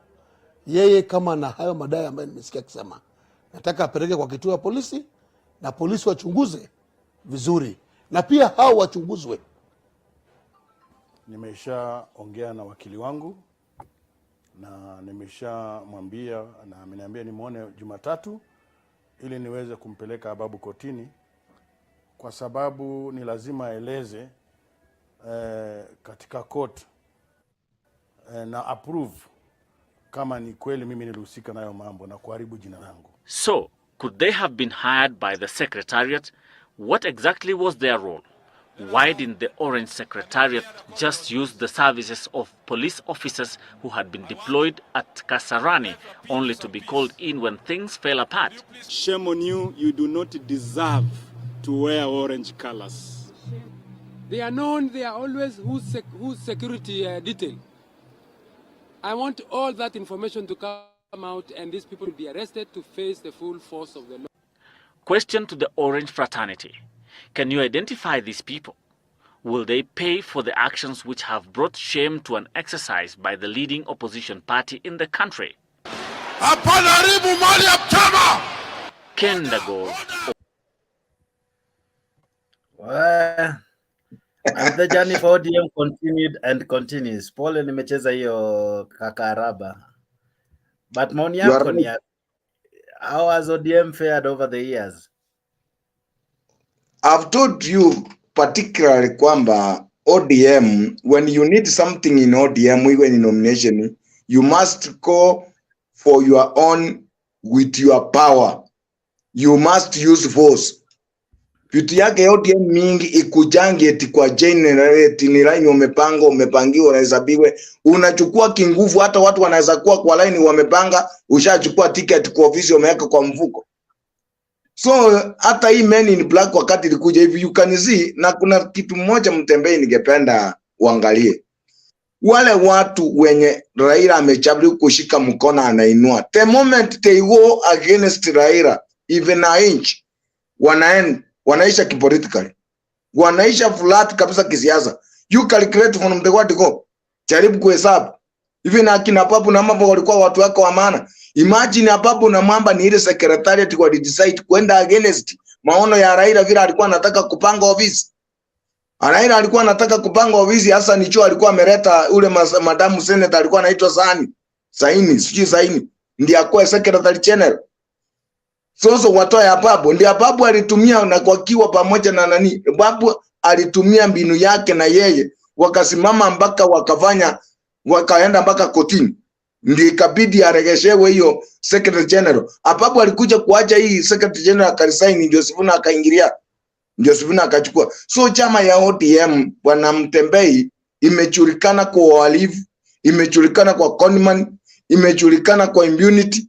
Hakuna si chama ya kusemama unaweza simama ukweli na ujitetee mwenyewe. Chama hii inatakana ujue unaabudu nani. Kama you don't abudu mtu yeyote wa ODM mwenye pigu mwenye akona na link na Raila, uwezi. Mimi najua vizuri sana. Nimekuwa kwa ODM wakati tulienda kuchukua ticket ya ODM kwa chama ingine, chama rafiki yangu kabisa. Tukienda kwa Raila ndio hiyo chama ipatie huyu chama ticket. Ndugu yangu chama aliambiwa deposit 2 million. Ndiye apewe hii ticket. Na imagine mwenye amepita hiyo ticket ni mwingine tofauti. Na akapewa hiyo ticket tukalete, kasemekana tumetoa ticket kwa paika ya mama. Inajulikana wazi mwenye ametoka hiyo sehemu ninaongelea anaijua vizuri hapa Embakasi. Ilikuwa namna hiyo. So chama ya ODM imekuwa chama ya biashara. So sijawahi ona chama kusema kweli vile nimekuwa ODM nimejaribu. Chama ya ODM huwezi kuwa hata secretary hata youth leader wa ward uinuke, hakuna siku. Angalia chama kama UDA imekuja choose. Ona hata wale watu nimekwambia nominate, imenominate Hata ule mama tulikuwa na yeye kama coordinator alikuwa hapa Kamkunji anauza mboga, matunda, Mkikuyu. Sasa yeye ni nominated MCA. Angalia ule jamani tulikuwa tunapatana kwa gate ya UDA. Alikuwa anafungulia wananchi gate. Yeye ni nominated MCA. Angalia zile secretary wawili walikuwa wanapata kwa hiyo ofisi. Sasa hizi ni nominated MCAs. Angalia wale watu wamepewa vicheo mbalimbali. Angalia vile William Ruto amejaribu constitute serikali yake. Wale watu wote walisimama kisiasa, walikuwa na msupport. Hakuacha pule, amefix kila mtu pale baki. Raila angefix, angekuwa na kuitisha milioni 2, angekuwa kuitisha milioni 1. The highest bidder ndiye anakuwa nominated. Kuna watu wametetea hii chama kama hapa Nairobi County.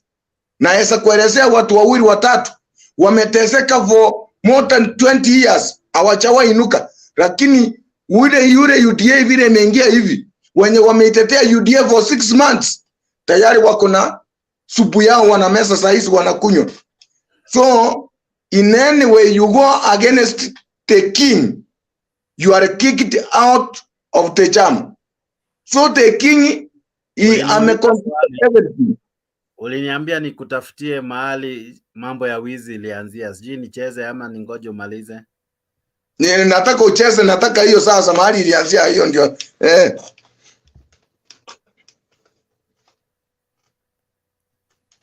William Ruto, who are facing crimes against humanity charges at the ICC for using prayer rallies across the country to fund anti-ICC sentiments. Odinga had in a paid-up advert generated by a secretariat said the charges that Kenyatta and Ruto are facing at the ICC were worse than those faced by many Kenyans, cooling their heels at the committee maximum prison. His statement was a rejoinder to the dossier tabled in Parliament last Thursday by Yatta MP Charles Kilonzo, claiming that there was a conspiracy between Britain and the ICC to detain Kenyatta and Ruto and ease Odinga's presidential bid in the forthcoming race to State House, though Odinga declined to discuss the matter further, while at a fundraiser in Kirinyaga County, his allies did not. Hii kotu ukienda kama hujafanya kitu, wewe utajitetea tu na watakuachilia, because you are not the first and the last person to go to court. Zinatengenezewa binadamu, sio wanyama.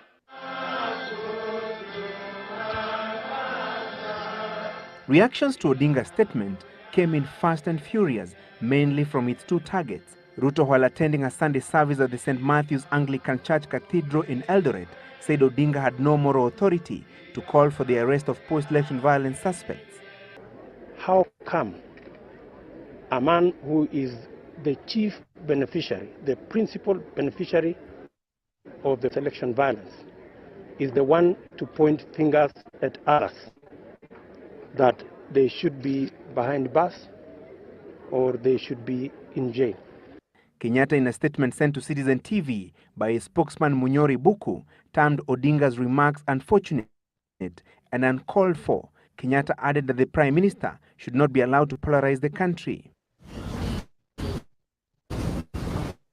Odinga, in his statement, had pointed out that the table in Parliament last week was a forgery and part of a smear campaign fabricated by people with political interests.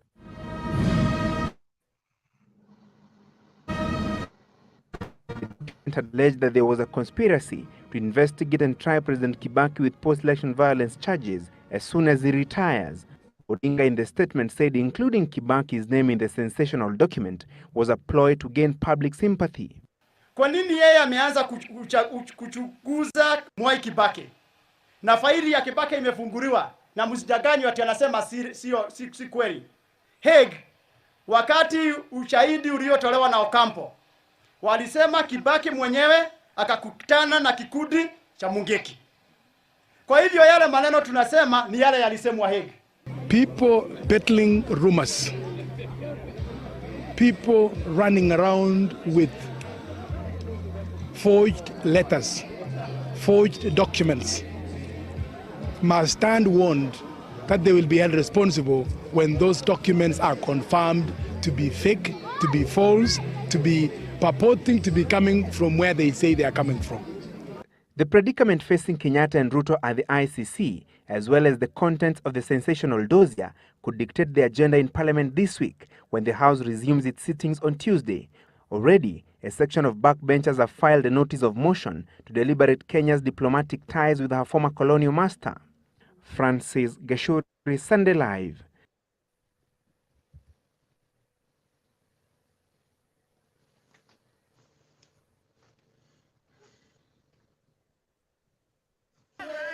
William Ruto's colourful stint in cabinet has come to a halt this evening after the president announced his suspension as a minister. In a statement to newsrooms, the Presidential Press Service said that the president had, after consultations with the Prime Minister, suspended the Higher Education Minister awaiting the outcome of a court case that has been pending at the Nairobi Chief Magistrates Court since 2004 and which was given the green light to proceed by the High Court last week.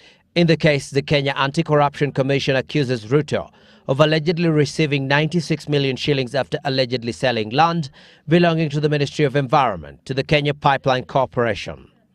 But Ruto had moved to the High Court to challenge the charges, arguing that they were discriminatory and that the case was politically motivated. The Constitution did not change the principle that you are innocent until proved guilty. But the High Court declined to grant Ruto his plea and instead gave the green light for the case to proceed. According to the Economic Crimes Act, any public officer faced with corruption or criminal charges should either step aside or be suspended by the appointing authority. Not a single shilling was paid to William Ruto. And that is exactly the decision that the President and Prime Minister took today after Ruto declined to quit on his own. Ruto's place at the higher education docket has been taken by Professor Helen Sambili in an acting capacity. Sambili will continue serving as the Minister for East African Cooperation alongside her new duties. There have been a number of changes in the government too. Embakasi MP Ferdinand Wai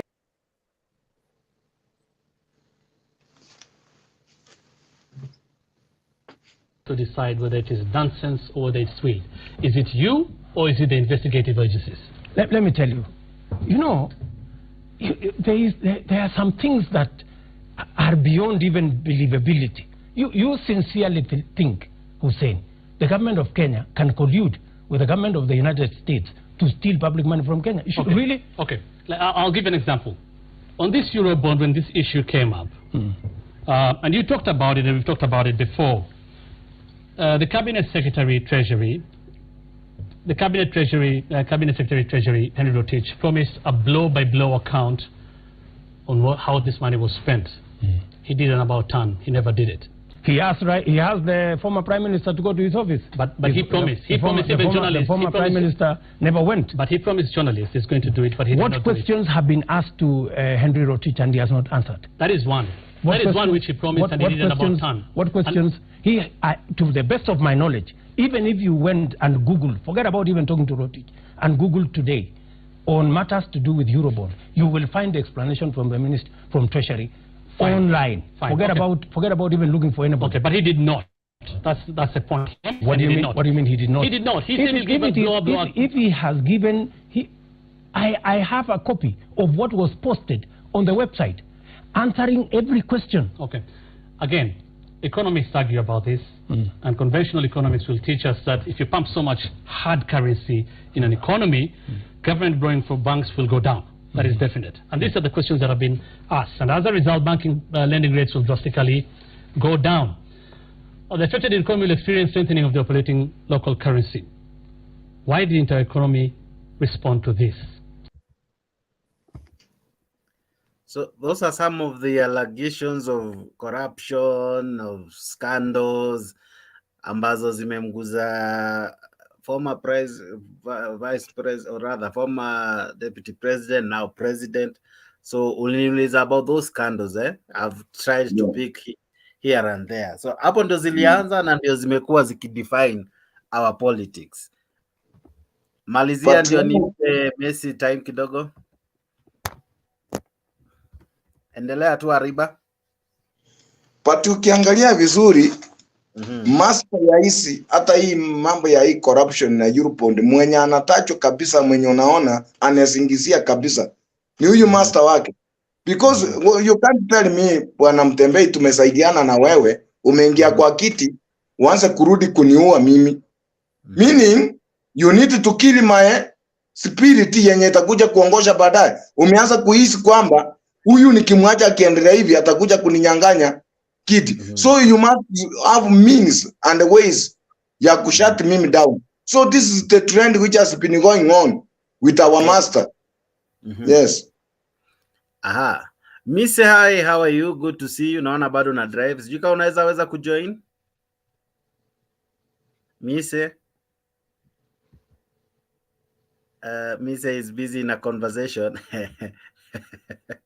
But mzalendo, nimecheza vitu mingi, nimeleta vitu mingi. Na naona unasalamiwa hapa na Alex Media. Otherwise, what do you make? Let's begin from where tumetoka kidogo about ODM. What was its downfall? Because it used to be a huge party before, but it's no longer that huge party. It's no longer a commanding party as it used to be. Wangekuja na watishie parliament, but at the moment we are yet to really feel them. You know, we have talked about ODM on several shows, but the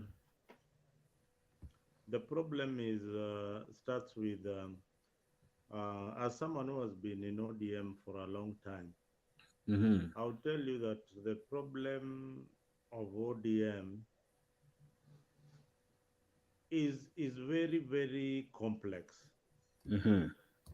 Complex in a nature that the majority that support the party, there is the security wing of the party that is involved in the decisions of the party. And there is the political wing of the party. Okay. That uses the security wing to shut down their opponents. You understand?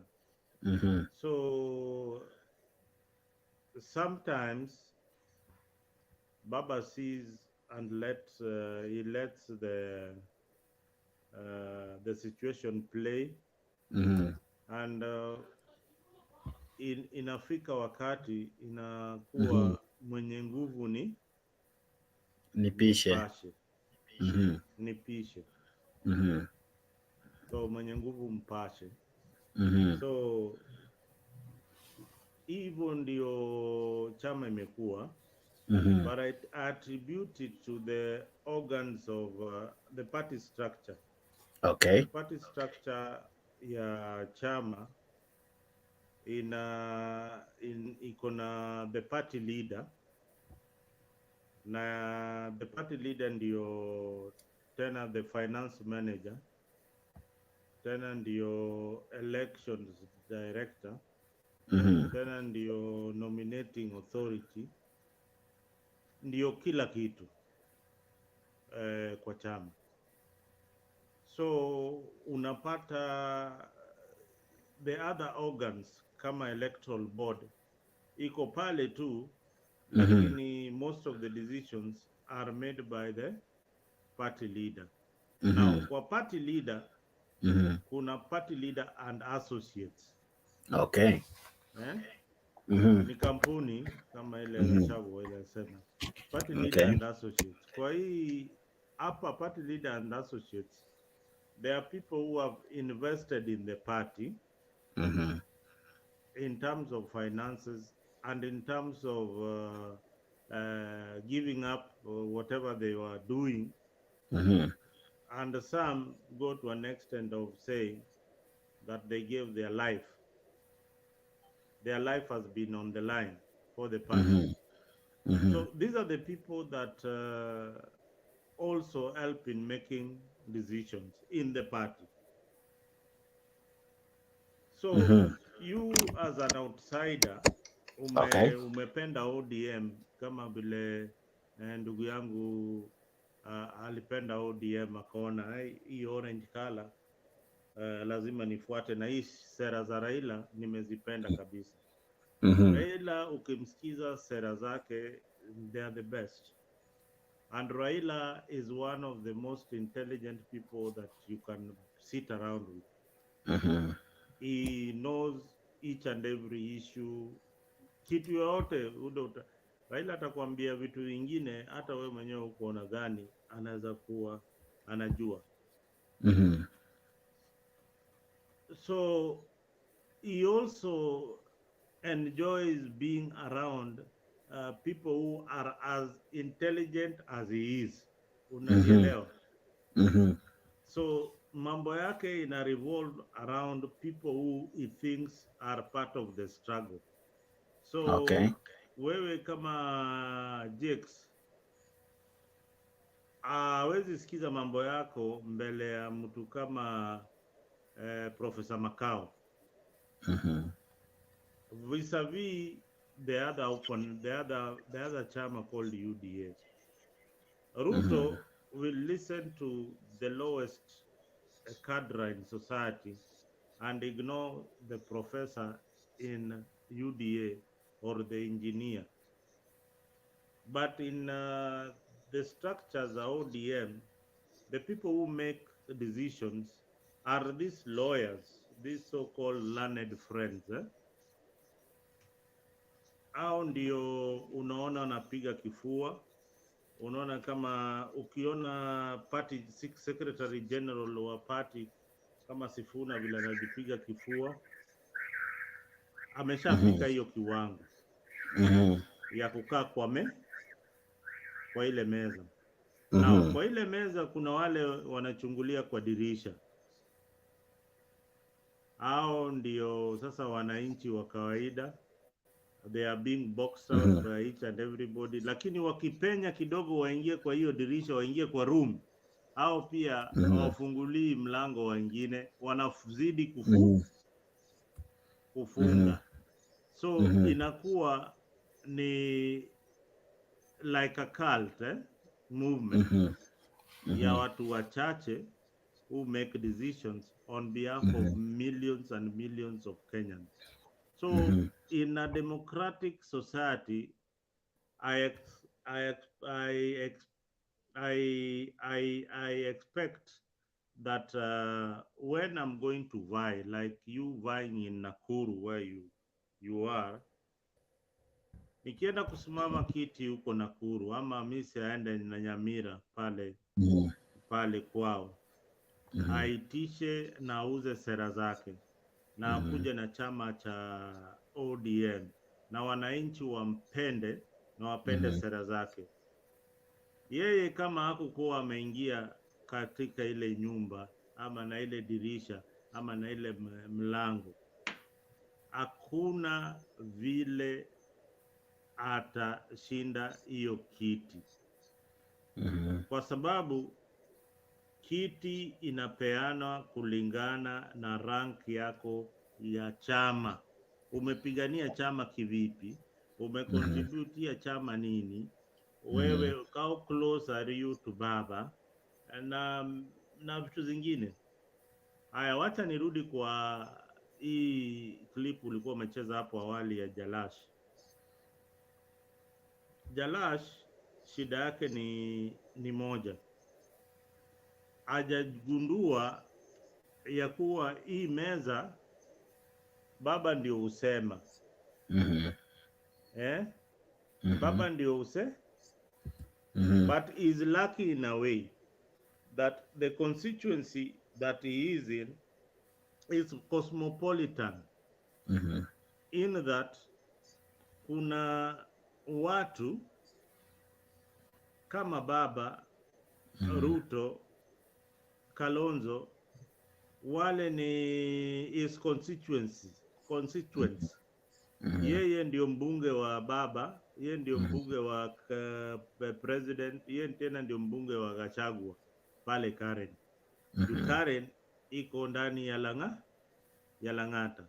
Now, ile Lang'ata ya kitambo, ile wafuasi wa ODM wanadhani ya kuwa ile Lang'ata ya baba ile aliresign akaenda kugombea Lang'ata, ilikuwa ni Kibra included.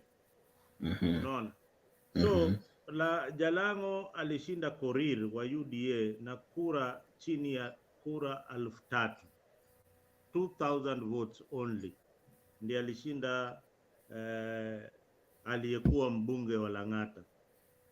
Na Jalango kwa hiyo muda mfupi ile amekuwa pale, ile kazi amefanyia watu wa Lang'ata inaonekana, na pia akakuwa kwa chama ile iko na wafuasi wengi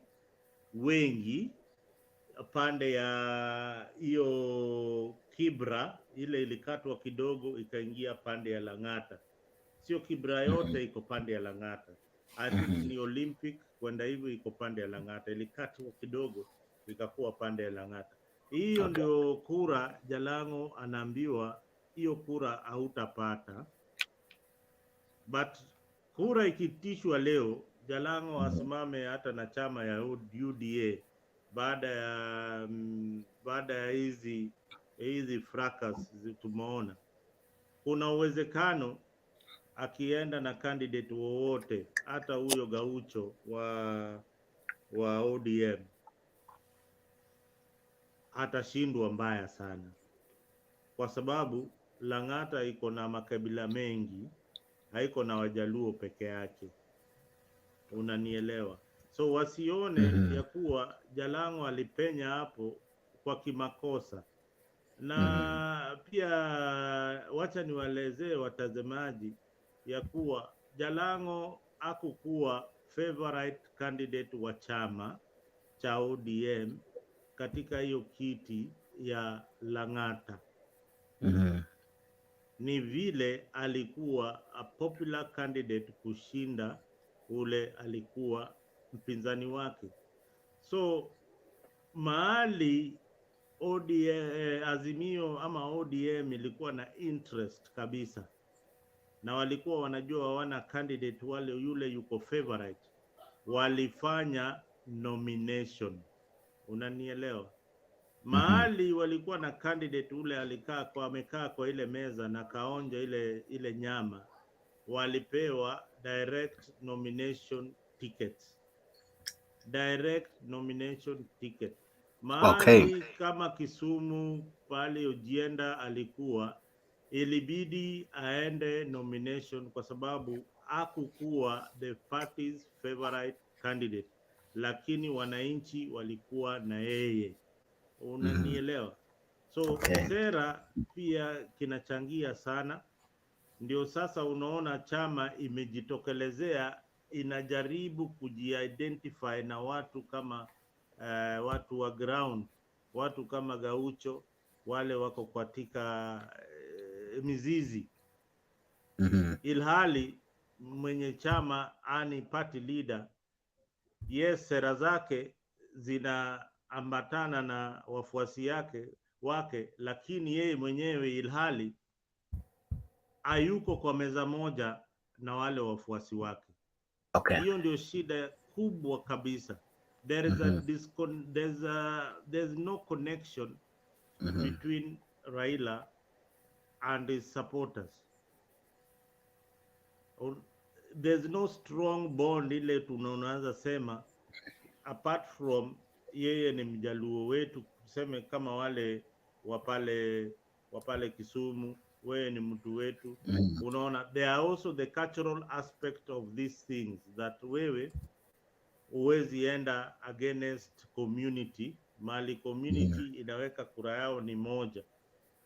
But you see, sisi sio wale watu wa kitambo, wale walikuwa nafanya vitu kama watu wa zamani. Sahii kuna teknolojia, kuna information na kuna education. Unajua huyu na kuna media. Unajua huyu mbunge wangu aliyewekwa na ODM lakini hakufanya kazi vizuri, kwa hivyo tunamtoa. But now the cultural aspect of it kicks in. Wanasema hii zone ni ya ODM, hatutaki, tunapiga 6 piece. So unapata wanapiga 6 piece ya sio ya maendeleo, lakini ni 6 piece ya kupeleka baba pale mbele. Okay. Unanielewa? So hiyo imedhiri sana siasa zetu. Kuna point moja muhimu nilikuwa nataka kusema nimesahau, lakini nikikumbuka nitachangia. Mise, nimekuona habari ya Pasaka.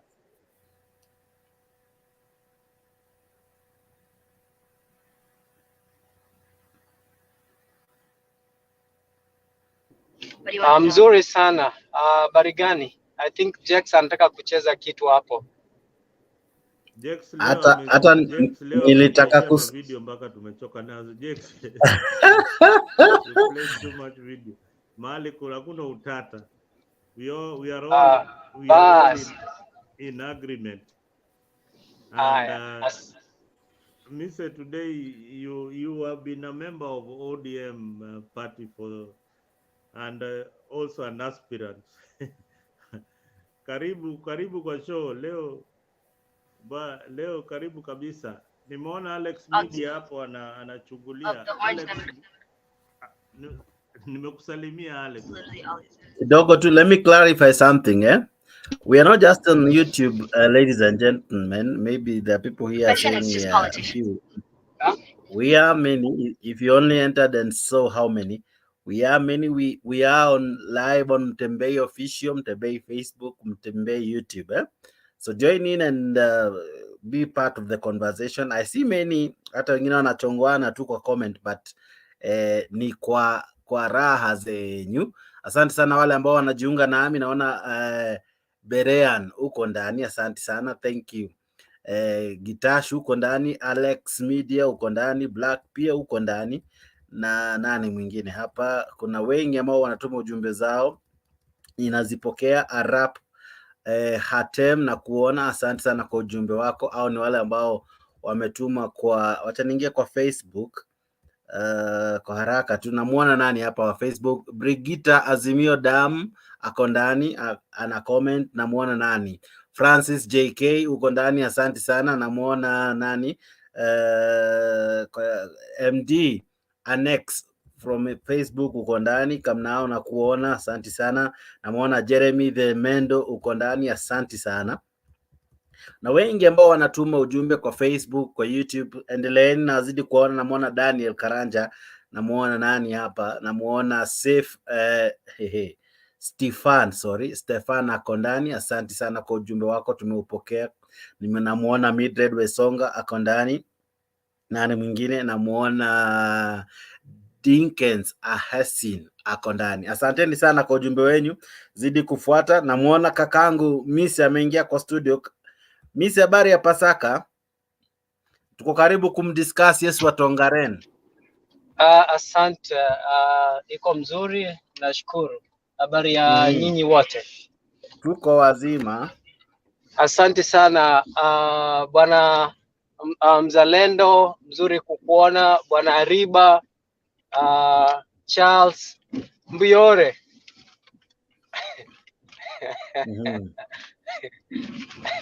So and the other one I can't see because I'm driving, but first of all, let me start congratulating and thanking Bwana Charles Ariba for exposing and roasting the ODM party for what it is, and calling it out for its hypocrisy of what it is, masquerading as champions of democracy, of which they are not. I think my friends like Alex Media, who I've heard now I hear, who have been champions of storming State House, which we all knew that it was wet dream. It has come to pass to be that even when the president came out and said bipartisan in the reconstitution of the IBC, the Azimio party have taken it and thinking that it's a wholesome bipartisan discussion or engagement. So I think I want I'm provoking Alex Media to come to the studio because they have been harassing us in every. He's too scared. He can't come. They have been harassing us. You guys can go ahead. Yeah, I'll come. Here's the key. Oh, okay, great. So they have been harassing us everywhere, on the floor, in the air, from the, from the sea, harassing us and telling us how they are going to storm State House. And we all told them that it was a wet dream. And it has come to be proven that it's going to be wet dream all through. But ndugu yangu Charles Ariba, umesema ukweli mtupu, na wengine wetu ndio maana hatupendi hii chama of hii chama ambayo ni kama umbwa mwitu, kwa sababu inatuambia ni mapingwa wa demokrasia, ile hali si mapingwa. Wanatumia hiyo njia ili kufanya ama kuwa na ama kupopea kwa wananchi na kufanya wananchi kuamini kwamba wao ni mapingwa, ile hali sio mapingwa. Lakini wacha nisingatie yale ambayo umeyasema kwamba hakuna usawa kwa chama cha ODM. Chama cha ODM vile umesema, nami ningependa kurudia, kwa sababu we have to have this strong narrative come out so that people can know that chama ya ODM ni kampuni ya Raila Amolo Odinga. Na hii biashara, kama hauamini ama kama utaenda kinyume na matarajio ya Raila Amolo Odinga, basi wewe si kitu. Tunajua aliyekuwa anaitwa huyu jamaa jina Tuju. Tuju alipoenda kinyume na matarajio alinyanganywa mpaka bibi, na ikawa alikuwa very humiliated. Alikuwa anaitwa Orengo, hata wakati mmoja Orengo pia alijaribu na akawa amefanywa kuwa si kitu chochote. Na wengine wengi, hata Kidero, angalia hata Kidero, wale ambao wamejaribu kujimudu. Kwa hivyo vile umesema, kama unataka amani na kuendelea katika chama cha ODM na kisiasa, lazima Yesu watongareli katika chama kile ni mmoja, Raila Amolo Odinga. Kwa hivyo lazima aabudiwe yeye. Kama hautamwabudu, basi wewe uwezi ukaona ufalme wa mbinguni, ambayo ni ambaye ni kwenda bunge ama kwingine. Namuomba ndugu yangu Alex Media aje hapa kwa studio, awache kurusha mateke huko nje, akuje hapa tuambie kwamba kuna usawa ama hakuna usawa. Ni kweli mimi nilipoenda kutafuta nomination ama certificate, mimi nilipewa certificate, na baadaye nikapata certificate mwingine ako nayo, na hivyo na pia nililipia Alex, wewe wacha leo nikwambie ukweli. Mimi nilitoka Marekani nikaenda kwa hiyo chama kuangalia. Nikaona wameniweka Secretary General wa Muungano Party, na mimi napiga kura kule Kibra. Na nikaona ya kuwa tayari wako na agenda na watu wao wale wameweka pale mbele. So sikugombea kiti yote, so usiwahi danganya wananchi hapa nigombea kiti. Niliona mpangilio ilikuwa ni ya ujinga na singeweza kuwa pale. Nilitoka mimi niligombea kiti. Mimi ni chini ya muungano ule wa kwa hivyo anyway, niko kwa parking lot hapa, nataka kuingia kwa nyumba niingie kwa studio. Kwa hivyo kama mngeniruhusu ndio niendelee kutoka hapo. Jex, ukinipatia dakika 2 nitoke alafu niingie, lakini niitie ndugu yangu Alex Media Wacha nimwambie kwa ile lugha anayoifahamu ndio aingie hapa. Aya Alex, tigakonya gwaka masakume. Inchuga tukwanirane. Nchuga tutebyo bomaya ne bintu birikonyoko tokori iskaria. Nchuga tukwanirane. Nimemwambia kwa lugha ya Ufaransa na natumai atakuja. Na umwambie inchuo tembe. Kuja chukua. Inchuga Mutembei ga ndubuga atipo. Inchuo Alex. Don't be ashamed. Or you go and storm State House. Jax, nipatie dakika moja niingie kwa nyumba, narudi kwa studio ndio niendelee. Huyu Alex leo lazima aje hapa. Aya. Areba kidogo tu nikuje kwako. Messi pia anapojiandaa kurejea. Kuna huyu jamaa kidogo tu tuwe na